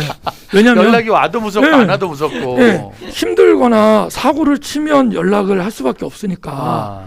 그래서 차라리 연락 오지 말고 자기의 삶을 좀 잘 살아냈으면 좋겠다라고 그런 마음을 좀 많이 갖거든요. 맞습니다. 사실은 그 아이들을 가족으로 품는 거는 사실 부모도 자기 자식 갖다 버리고 싶을 때가 많은데 근데 내가 남의 아이들을 그렇게 부모의 마음으로 키운다는 건 정말 만만치가 않죠. 반성한 목사님이 늘 그런 말 하잖아요. 아까도 나가서 나가면 애들 많다 거기. 네네네. 근데 교회 선생님들이 나가서 걔들 많이 만나면 네네네. 감당하기가 조금 어려운 게 어떤 게 좀 어려운 거예요? 일단은 그러니까 교회 안에 계시다 보면 그 아이들이 지금 마주하고 있는 문화들에 대해서 생소한 분들이 굉장히 많아요. 그러니까 교회 안은 아직도 우리 아이들이 선하고 아직도 아이들은 굉장히 좀 몸은 크지만 조금 그런 뭐라고 해야 되지? 착한 아이들이라고 생각을 하는 부분들이 많은데 그 아이들이 세상에 나가서 뭐 게임을 하거나 뭐 아이들과 대화를 할 때 교회와는 전혀 다른 언어들을 사용하거나 뭐 이런 부분들 때문에 막 상처를 받고 어려워하시는 분들도 있고 그리고 아이들은 아까도 제가 얘기했지만 저항하는 거에 대해서 굉장히 그러니까 아이들끼리 뭉쳐 있으면 뭔가 어른의 말에 순종하고 이런 것이 아이들에게 있어서는 그 문화 속에서는 약간 좀 맞지 않는 문화인 것 같아요. 그러니까 막 일부러 막 더 거칠게 하기도 하고 그런 부분들을 감당하기 어려운 부분이 분명히 있고 그리고 거기에 대한 좀 두려움이 많으신 것 같은데 제가 얘기 드리고 싶은 것은 아이들도 어른 눈치를 보고 있다. 그러니까 거침없이 그냥 가셔서 아이들에게 오히려 그냥 아무런 그런 생각하지 않으시고 그냥 똑같이 교회 안에 있는 아이들하고 똑같이 대해도 아이들은 분명히 이 어른에 대한 마음 그리고 갈급함 이 있기 때문에 충분히 감당할 수 있고요. 네. 그리고 제가 항상 하는 얘기지만 거리 아이들을 교회로 데려오라는 얘기가 아니고 그러니까 교회의 기존의 예배 안에 아이들이 들어온다면 100% 문제가 생기죠. 네, 왜냐하면 그들이 지금 가지고 있는 생각이나 또 그 안에서 역사신 또 하나님의 역사가 다르기 때문에 저는 이제 들어와도 예배를 이거 불편해지기만 하면 되거든요. 예배 두 번 드리면 되거든요. 그러니까 이 아이들을 따로 다른 예배 시간 그리고 다른 예배 시간을 통해서 이 두 그룹의 아이들에게 매 예배 때마다 비전을 선포해 주면 돼요. 그러니까 저 아이들이 너네가 섬겨야 될 아이들이 있다. 아파하는 아이들이 있다. 선생님에게도 우리가 섬기고 우리가 또 아이들을 위해서 좀 베풀어야 되는 아이들이 있다. 또 이 아이들한테는 너네가 좀 돌봐야 될 아이들이 있다. 지켜줘야 될 아이들이 거치고 있다. 그리고 너네들이 같이 살아야 될 아이들이다. 이런 것들을 같이 하면서 저희는 항상 1년에 한 번 그 수련회 때 만나는 시간들을 갖게 하거든요. 그럼 이게 정확하게 다시 이제 하나가 돼서 그런 우리가 걱정하는 부분들은 다 제해질 수 있고요. 그리고 교회 안에 있는 아이들도 밖에 있는 아이들과 친해지고 싶은 마음들이 굉장히 있어요. 굉장히 있고 또 교회 밖에 있는 아이들도 그 학교 안 교회 안에 있는 아이들에게 또 받고 싶어하는 것들이 있고요. 제가 예전에 반 목사님처럼 네. 그렇게 사역하면서 교회 밖 아이들을 네. 많이 전도해서 네. 부흥시켜 갔던 중고등부 교회를 알고 있습니다. 그래요? 정말로 그런 아이들의 특징이 또 한 번 네. 은혜 받고 또 한 번 그럼요. 도전 받으면 네. 또 어디 가서 이렇게 또 떼거지로 이렇게 네, 또 네, 데리고 그럼요. 오더라고요. 네, 네, 네, 전신야대처럼 막 네, 네, 100명씩. 근데 그 교역자한테 연락이 왔더라고요. 네. 뭐라고 연락이 왔냐면 당에서 통보를 받았대요. 아이고. 무슨 통보를 받았냐면 이 아이들을 못 오게 하든지 아니면 이 아이들이 교회에 와서 행동을 똑바로 하게 하든지 이제 이 친구들이 이제 교회 와서도 아마 담배 같은 걸 좀 하고 네네네네. 라면 같은 걸 먹고 이렇게 네네네네. 변기에다 버리고 막 이런 걸 좀 했나 봐요. 네네네. 그 전사님이 너무 힘드셨구나. 그걸 어떻게 해야 될지 몰라서 네네네네. 갈등하시면서 연락을 네네. 주기도 했거든요. 아, 교회에서 함부로 하는 아이들 네. 이걸 어떻게 해야 될까요? 일단은 사역자가 이제 그 부모 세대님들 그리고 당에 계신 분들에 대해서 좀 같이 비전을 공유하는 시간들이 좀 있을 수 있었으면 좋겠어요. 근데 어르신들은 사실 이 아이들의 변화될 모습, 우리는 사실 그 아이들이 변화되는 모습을 기대하면서 가는데 그분들은 눈에 보이는 것에 굉장히 당장 민감하게 보이는 거예요. 반응하시잖아요. 그래서 근데 그 어른들을 설득할 수 있는 건 결국에는 그 아이들이 변화되는 모습을 보여주는 거거든요. 저는 그래서 버티라고 얘기하거든요. 그러니까 그 분들이 얘기하는 것이 당연한 거예요. 왜냐하면 눈앞에 당연히 내가 일군 교회, 내가 청소한 교회, 깨끗해야 되고 정결해야 되는 교회에 아이들이 들어와서 하는 거 당연히 그런 부분들이 문제가 될 수 있죠. 그러면 저는 일단 버티고 그 아이들이 변화되는 모습들을 보여주는 것이 결국에는 그분들의 마음을 변화시킬 수 있는 거다. 일단 그런 말 들었다고 막 마음 상해하고 힘들어하고 그럼 못하겠어 그러고 나갈 게 아니라 일단은 그 교회에서라도 보여줘야죠. 버티고 한 명 한 명에 더 보여줘라. 그러니까 예를 들면 저희도 뭐 예를 들어서 그런 부모들 많거든요. 조금만 변화되면 이제 부모들이 처음에 들어올 때는 우리 아이가 좀 그냥 착하게만 살았으면 좋겠어요. 학교만 갔으면 좋겠어요. 다 그렇게 들어오거든요. 근데 조금만 애들의 행동을 변화시켜주면 부모들의 마음에 욕심이 생겨요. 이제 공부도 좀 공부시켜야지. 잘했으면 좋겠고. 그러니까 학원으로 돌린단 말이에요. 그래서 제가 너무 화가 난 거예요. 그럼 화가 난다고 뭐 어떻게 할 수가 없잖아요. 보여주자. 보여주자. 걔네 어차피 학원 가면 또 놀고 또 방황하기 시작하거든요. 거기서 또 다른 무리를 만나고. 그래서 저희 열심히 그냥 밤새도록 애들 가리키는 거예요. 5점 맞고 10점 맞고 영어 F를 못 읽어요 애들이. 그런 애들 데려다가 그냥 계속 시키는 거예요. 어떻게 하냐면 그냥 1시간에 한 번씩 시험 보고 때려요. 결과에 따라서. 그럼 애들이 어떻게 되냐면 이거를 살아나가야 되니까 영어를 못 읽는데 그림으로 외워요. 그림으로. 정말 깜짝 놀랐어요. 그림으로 외워요. 이 본문을. 그러면 영어 점수가 올라가요. 애들이 그러면 막 평균 2-30점 맞던 애들이 6-70점 맞는 거 너무 쉽거든요. 아 그래요? 네, 너무 쉬워요. 왜냐하면 학교 공부는 외우기만 하면 돼요. 수학 빼고. 오. 네, 수학도 그냥 공식으로 외우게 하면 돼요. 아. 그러면 그 애들이 거기서 성적이 올라가면 그걸 이제 보여주는 거죠. 봐라. 학원 갔던 애들이 절대 성적 안 오릅니다. 근데 여기는 오른다. 오른다. 당연하죠. 학원 당연히 때리지 오르죠. 않고 여긴 네, 그렇죠. 그렇죠. 그러니까 그런 부분들을 보여주는 것들이 보여주는 거. 네, 그리고 그게 또 변화의 또 시작이니까. 네. 그렇죠. 그러니까 어른들은 결국에는 그 미래에 대한 눈앞에 보이지 않는 것들에 대한 불안감 때문에 현재 우리 아이들이 문제가 좀 영향을 받을까 봐 걱정하시는데 그러면 저는 교회 밖에다가 잠깐의 공간을 만들어서 교회 안에 분명히 그 아이들을 향한 마음이 계신 분들이 계시니까 뭐 저희 같은 경우에 성신에서 펍에서도 예배했고 당구장에서도 예배했고 그러니까 그렇게 분리시켜 놨다가 시간이 돼서 수련회 때 아이들이 은혜 받고 그다음에 그 중에 예배에 대한 니즈가 있는 아이들이 분명히 있거든요. 그러니까 생각해 보니까 반상 목사님은 개척할 수밖에 없었네요. 그렇죠. 기존 교회에서 네. 그렇게 하는 건 정말 많이 힘들 수 있었겠다. 네. 그런 마인드의 교회들도 더 건강하게 생겨지는 것들도 네네네네. 앞으로의 추가 교회에서는 정말 꼭 필요하지 않을까 네네네. 생각을 합니다. 박근홍 목사님 지금 쉼터 20년째잖아요. 예, 그렇죠. 이게 어떻게 되려나 모르겠지만 한번 코로나 전에 쉼터에 있는 아이들과 지금 코로나 시대에 쉼터 있는 아이들의 어떤 좀 변화가 좀 있습니까? 우리가 어른들이 잘 모르는 코로나 시대 때 청소년들의 변화. 코로나 아까 우리 반 목사님도 말씀을 주신 것처럼 네. 코로나라고 하는 이 사항이 우리가 경험하지 못했던 세계였기 때문에 전 세대가 다 경험을 하면서 놀라고 이런 게 있었을까라고 생각을 하긴 하는데 그럼에도 불구하고 코로나 이전과 이후에 우리 10대들이 갖고 있는 문화적인 어떤 차이는 뭐라 그럴까요? 조금 더 악해졌다고 그럴까요? 좋다. 왜냐하면 개인화되어지는 것이 조금 더 자기중심적으로 이렇게 펜스를 치니까 아이들이 함께 어울릴 수 있는 그래서 제가 애들한테 제일 많이 하는 얘기들이 나와 같지 않아도 정상일 수 있다 이런 얘기 많이 하거든요. 근데 이게 만남을 통해서 뭔가 소통이 되면서 가야 되는데 소통이 아예 그냥 단절돼 버리고 애들이 학교를 제대로 가지도 않는 상태에서 자기들만의 그러니까 아까도 이제 우리 박 목사님 말씀 주신 것처럼 학교는 뭐 안 가는데 애들이 길거리에 있거든요. 가정에서 뛰쳐나와서 가야 될 공간들이 굉장히 실제 도움을 받을 수 있는 공간들은 다 문을 닫았지만 그렇지 않은 공간들은 지들이 얼마든지 찾아갈 수 있게 돼 있거든요. 그러다 보니까 양극화됐다고 표현을 해야 되나요? 그래서 우리 아이들이 자기들만의 어떤 공간 속에서 더 많이 어떤 사회나 가정이나 뭐 이런 것들과 더 많이 이렇게 좀 이격되어지는 이렇게 분리되어지는 현상이 좀 그러면서 벌어졌다. 자꾸 혼자 있는 시간은 많아지는데 혼자 있을 때 볼 수 있는 영상 매주마다 주간 스크린 확인하는 것들 나올 때 그 시간은 점점 늘어가는데 그럼요. 그 영상 안에는 진짜 이젠 웬만큼 막장 아니면 아예 통하지가 않는 영상들이 그 제가 이거 하나 해명을 해야 되거든요. 네네네. 그 학교를 못 가겠네요. 왜요? 그렇지 않고요. 제가 이걸 꼭 얘기 드리고 싶었던 게 이런 거였어요. 뭐냐면 그러니까 저희들은 한 학급에 15명을 받을 수 있는데 15명을 다 받지 않아요. 그 이유는 뭐냐면 한 명을 변화시키는 것 그리고 한 명의 상황과 환경이 다 달라요. 부모도 마찬가지고요. 그러니까 한 명을 우리가 돌본다는 건 그 기존의 학교 선생님 그리고 부모까지도 우리가 돌봐야 돼. 같이 소통을 해야 되니까 굉장히 많은 시간이 필요하거든요.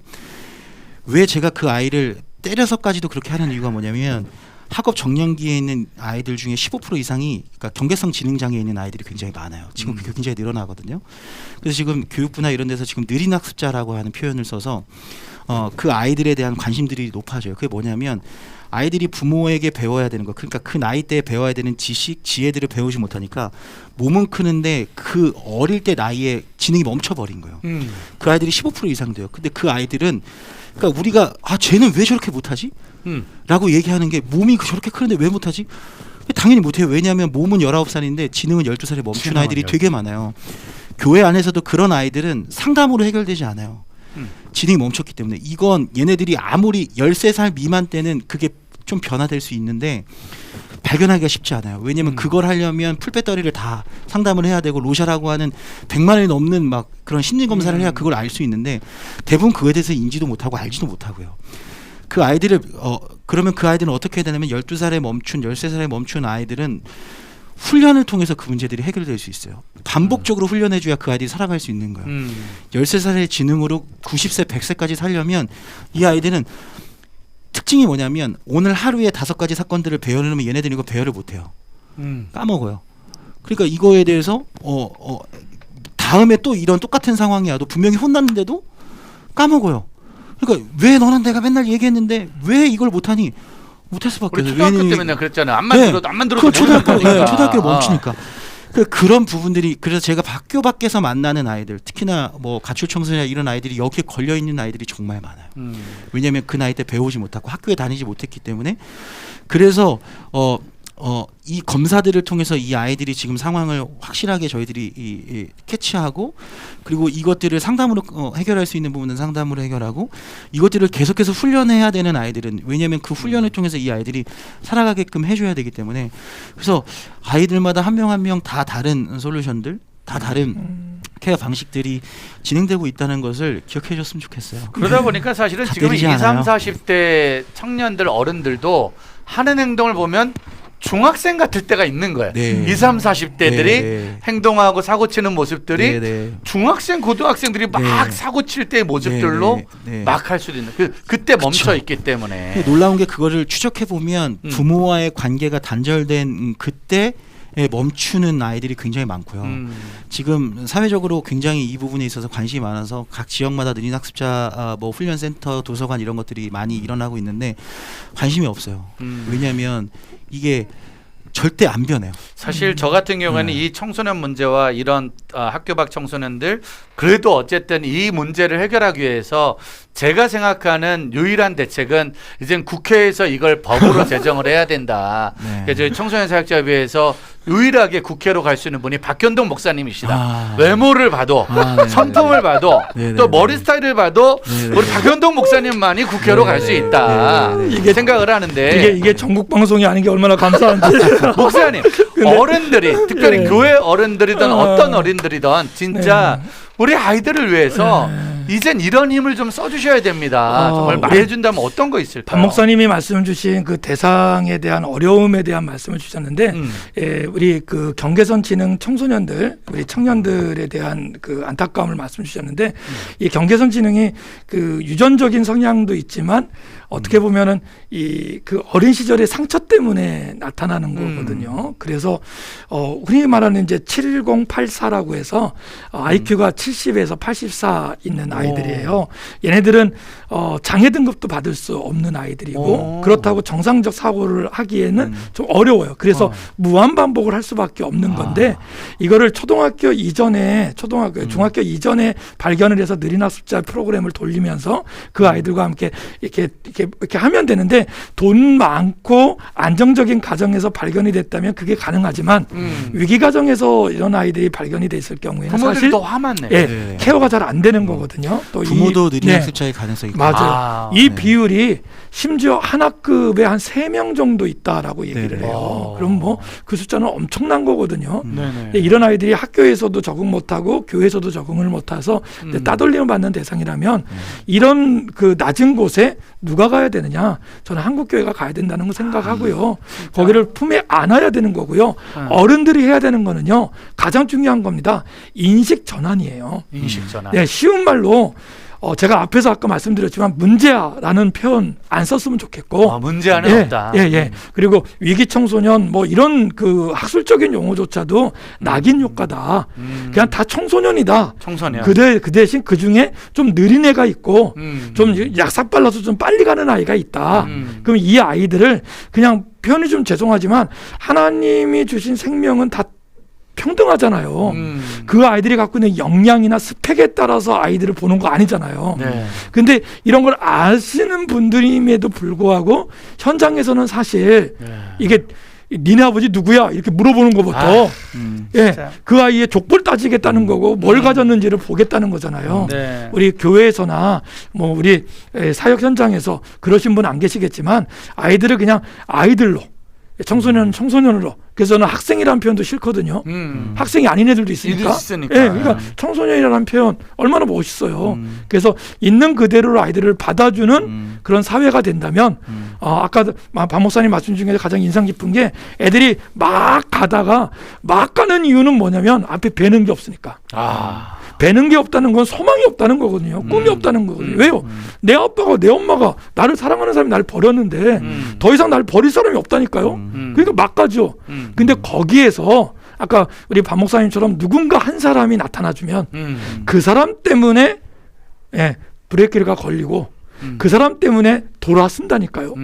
그런 사람과 같이 새로운 가정을 이루고 새로운 식구가 되어진다면 이 땅에서 다시 살 수 있는 소망이 생긴다. 예전에는 진짜로 교회마다 중고등부 주일학교 선생님들 중에 맞아요. 우리 집에는 안 챙기고 교회 애들만 챙기는 선생님들이 있었어요. 맞아요. 그래서 그 선생님네 애들은 엄마 어디 갔냐, 아빠 어디 갔냐, 그럼 맨날 교회가 있냐. 그 집이 박 목사님네 집 아니었습니까? 뭐 그럴 수 있어요.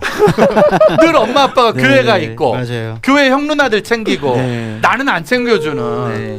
근데 그때는 그게 뭔지 몰랐지만 그랬던 선생님들이 있었기 때문에 맞습니다. 교회 안에 방황과 갈등과 어려움의 청소년들이 바른 가정상을 네. 회복하게 되는 네네. 그런 일들이 않았을까.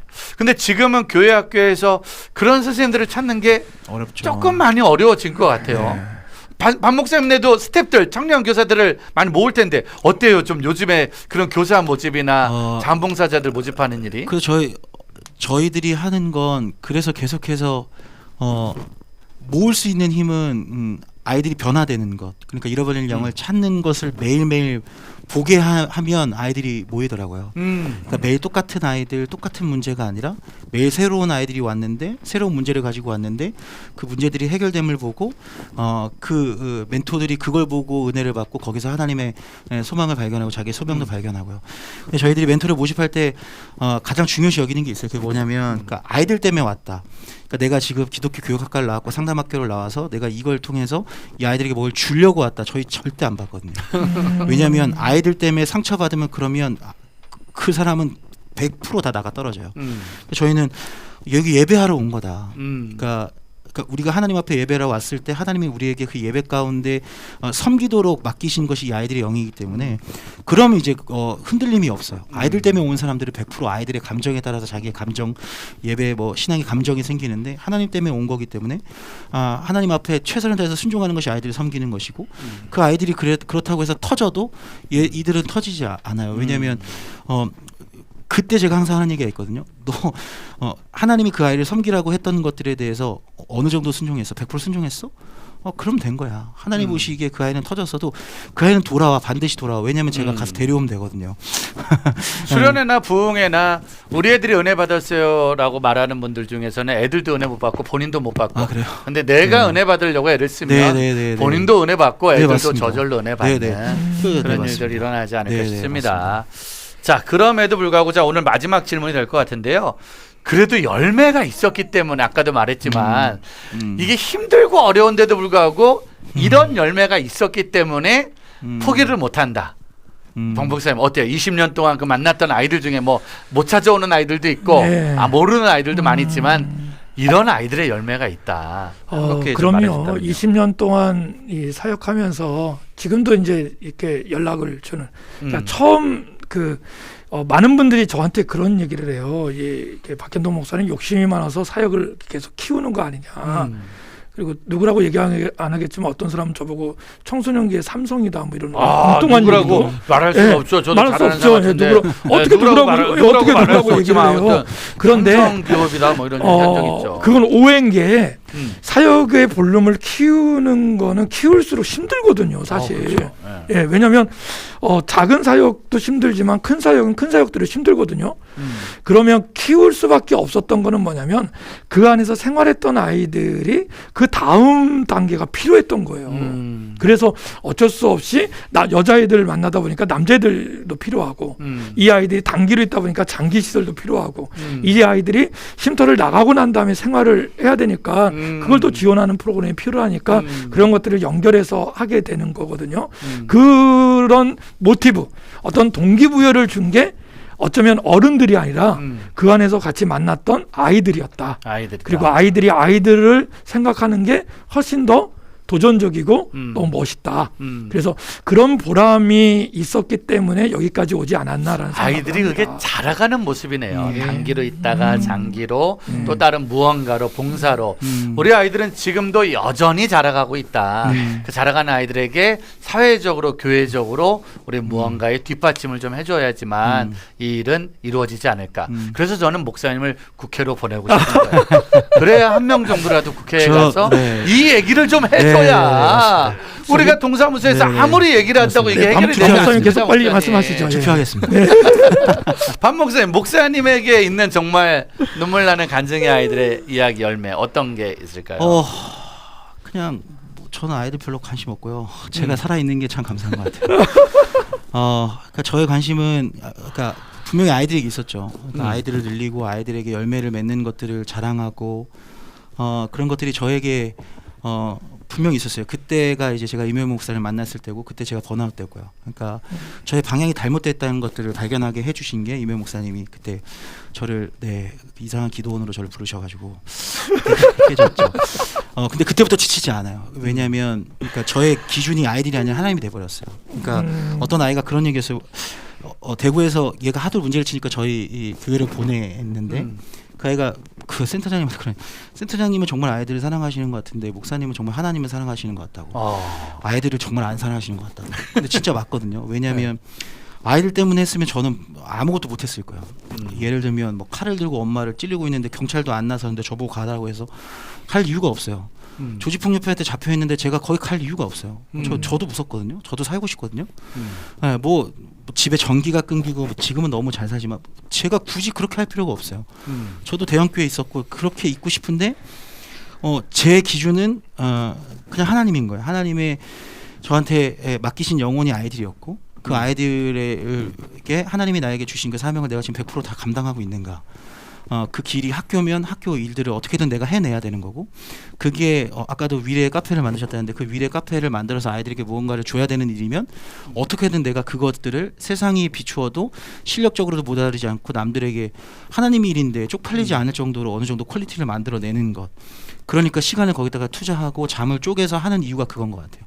아이들 때문이면 전 죽어도 안 해요. 못할 것 같아요. 왜 굳이 우리 아이들도 있는데 그 안에 너무 많은 놀라운 열매들이 있죠. 근데 그거를 제가 얼마 전에도 페이스북에 글을 썼지만 얘기를 못 하겠어요. 왜냐하면 이게 말도 안 되는 거예요. 막 마포대교에서 뛰어내리고 남이섬에서 지난주에도 뛰어내리고 이거를 어떻게 막 세워내고 막 갑자기 막 교회가 막 부흥되고 막 건물이 생기고 아무리 돌아봐도 이건 제가 할 수 있는 영역이 아닌 거예요. 뭐 부모가 얘를 뭐 보내고 뭐 카톡을 보내고 선물을 보내고 이거 전체 다 얘기할 수가 없는 이유가 그런 거예요. 왜냐하면 제가 한 게 아니라 지금 이 시간에도 학교에서는 학교의 교장 선생님, 교감 선생님이 열심히 지금 하고 있고 카페에서는 카페 매니저가 열심히 하고 있고 또 덮밥집에서는 덮밥집 매니저들이 열심히 하고 있고 걔네들이 열심히 하고 있기 때문에 제가 이 일들을 다 감당하고 열매를 맺은 거기 때문에 제가 살아있는 게 여러분 최고의 열매는 오늘도 우리가 이 일을 하고 있다는 거. 그럼요. 그게 또 최고의 열매네요. 네. 그래서 저는 지금도 기도해 하나님, 전 진짜 이거 아이들이 아니라 좀 편한 사역지로 좀 보내주셨으면 하는데 아직까지 그 기도 응답이 없어요. 아마 그 기도 응답은 저희가 알기로는 30년 정도는 응답되지 않지 않을까. 그냥 계속 그 생각은 그냥 하시기만 하는 거로 하고 그 응답은 거의 되지 않는다가 저희 선배들의 경험이 아닐까라는 생각을 합니다. 자, 5월 가정의 달에 또 다른 가정 이야기로 나누고 있는데 어때요? 저희 번개탄 박 목사님 저희 그냥 열심히 잘 하고 있는 거죠 지금? 그럼요. 예. 뭔지 모르지만 그냥 아무튼 유튜브 안에서 복음을 전하는 일들. 그럼요. 우리 번개탄이 버나버나하면서 서로 이렇게 안부를 물을 수 있는 대상이 유튜브 안에 들어오는 대상뿐만 아니라 유튜브 그 이상의 그 청소년 사역자들 아니면 현장에서 중고등부 사역을 하고 있는 많은 우리 선후배 목사님들 전사님들한테 도전이 되고 있어요. 그냥 이 자리에 와서 우리가 변함없이 아이들 옆에 있다. 그럼요. 그것만으로도 우리가 서로가 좀 힘이 돼야 되지 않을까 생각을 하고 있습니다. 감사합니다. 자, 이제 마지막으로 저희들 기도 제목 한 마디씩만 주시고 이제 오늘 5월 특집 방송은 마무리하도록 할게요. 박 목사님 먼저 저희들 어떤 기도 좀 같이 하면서 도울까요? 네, 저희 교회, 학교 그리고 소울웍스라고 얘기하는데요. 저희들이 이제 아이들의 자립을 위해서 여러 가지 사업들을 하고 있는데 기도해 줄 수 있는 거는 저희가 이번 주에도 눈물 흘리면서 기도했던 게 이 모든 것이 하나님 나라를 위해서 하는 건데요. 저희들의 그 처음 마음가짐, 저희들의 본질을 잊지 않는 우리들이 되게 해달라고. 그리고 우리가 그 하나님의 나라라고 하는 그 이유가 사라지면 당장 오늘이라도 문이 닫히는 놀라운 은혜가 있게 해달라고. 제일 두려운 게 사실 그거예요. 그러니까 하나님의 일을 한다고 하면서 아이들을 내세우고 사업을 내세우고 그걸로 내 유익을 찾지는 않을까. 그 부분이 제일 두려운 부분이기 때문에 옆에서 지켜봐 주시고 약간 좀 삐뚤어진다고 얘기하면 여러분들 이렇게 손가락질도 해주시고 그렇게 계속 기도해 주셨으면 좋겠습니다. 최선을 다해서 열심히 하겠습니다. 젊은 것 같아요. 그렇죠. 저희들한테는 더 이상의 기회가 없는데 젊네 아주 그냥 당당하게 기도 제목 너무 좋습니다. 자, 목사님 기도 제목 있다면요? 네, 저희 10대지기가 10대지기라는 그 단어를 쓰면서 그 명칭을 쓰면서 사역한 지가 21년째인데요. 작년 20주년을 하면서 저희가 그 약속을 한 게 있어요. 뭐냐면 20년까지는 이렇게 기관 시설들이 늘어나고 해야 될 일이 많아지니까 계속 도와주세요. 그러면 제가 이런 사역하겠어요. 이런 작업을 했거든요. 심지어 뭐까지도 했냐면 제가 제 생일을 팔아서까지. 그래서 그 생일 팔아서까지도 나한테 밥 한 끼 사줄 사람이 그냥 사줬다고 생각하고 내 생일날 그래서 10,000원씩 보내세요. 그러면 그렇게 해서 한 500~600만 원 만들어서 또 뭐 하나 또 하고 또 뭐 하나 이렇게 했는데요. 20년이 되면서 저희가 생각을 좀 바꿨습니다. 이제는 10대 시간 20년 사역했던 사역 노하우가 혹시 있다면 이제 그것을 한국교회에 또 같이 사역하시는 선후배님들한테 아낌없이 좀 나누겠다. 그래서 이제 저희가 지부가 한 6군, 7군데 나가 있거든요. 지부 사역을 통해서도 지역에 의정부에서도 되는데 광주에서 안 되는 거 없잖아요. 그렇죠. 의정부에서 되는데 시흥에서도 좀 했으면 좋겠고 그래서 여기저기에서 청소년 사역을 같이 하시는 분들과 동역하는 거 또 10대 지기라는 이름이 아니래도 어디든지 필요한 곳이 있다면 우리가 가서 같이 사역도 하고 동역자로서 같이 하는 그런 나눔 사역, 배품 사역, 함께 협력하는 사역을 하고 싶습니다.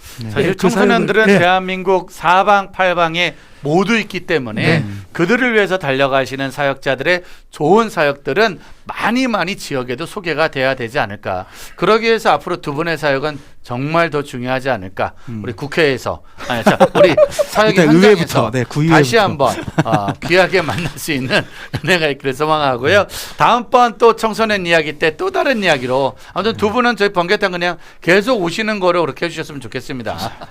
저 트남님이 누군지 진짜 궁금해요. 저 트나님은 아시겠지만 오픈아이즈의 우리 잘 알고 있는 더 작은 재단의 간사님이십니다. 혹시 소울 스웨트 베트남을 아마 두 분을 잘 알고 있는 자, 우리 베트남이라고 저희 번개탄의 최고 또 우리 애청자 가족이 있습니다. 자, 오늘 두 분과 함께한 이 땅에서의 또 하나의 가족 이야기 여기서 마무리하고요. 정말 귀한 만남, 귀한 모임, 귀한 사역으로 앞으로 계속 이어갈 수 있게 하겠습니다. 자, 두 분 오늘 고생하셨습니다. 감사합니다. 감사합니다.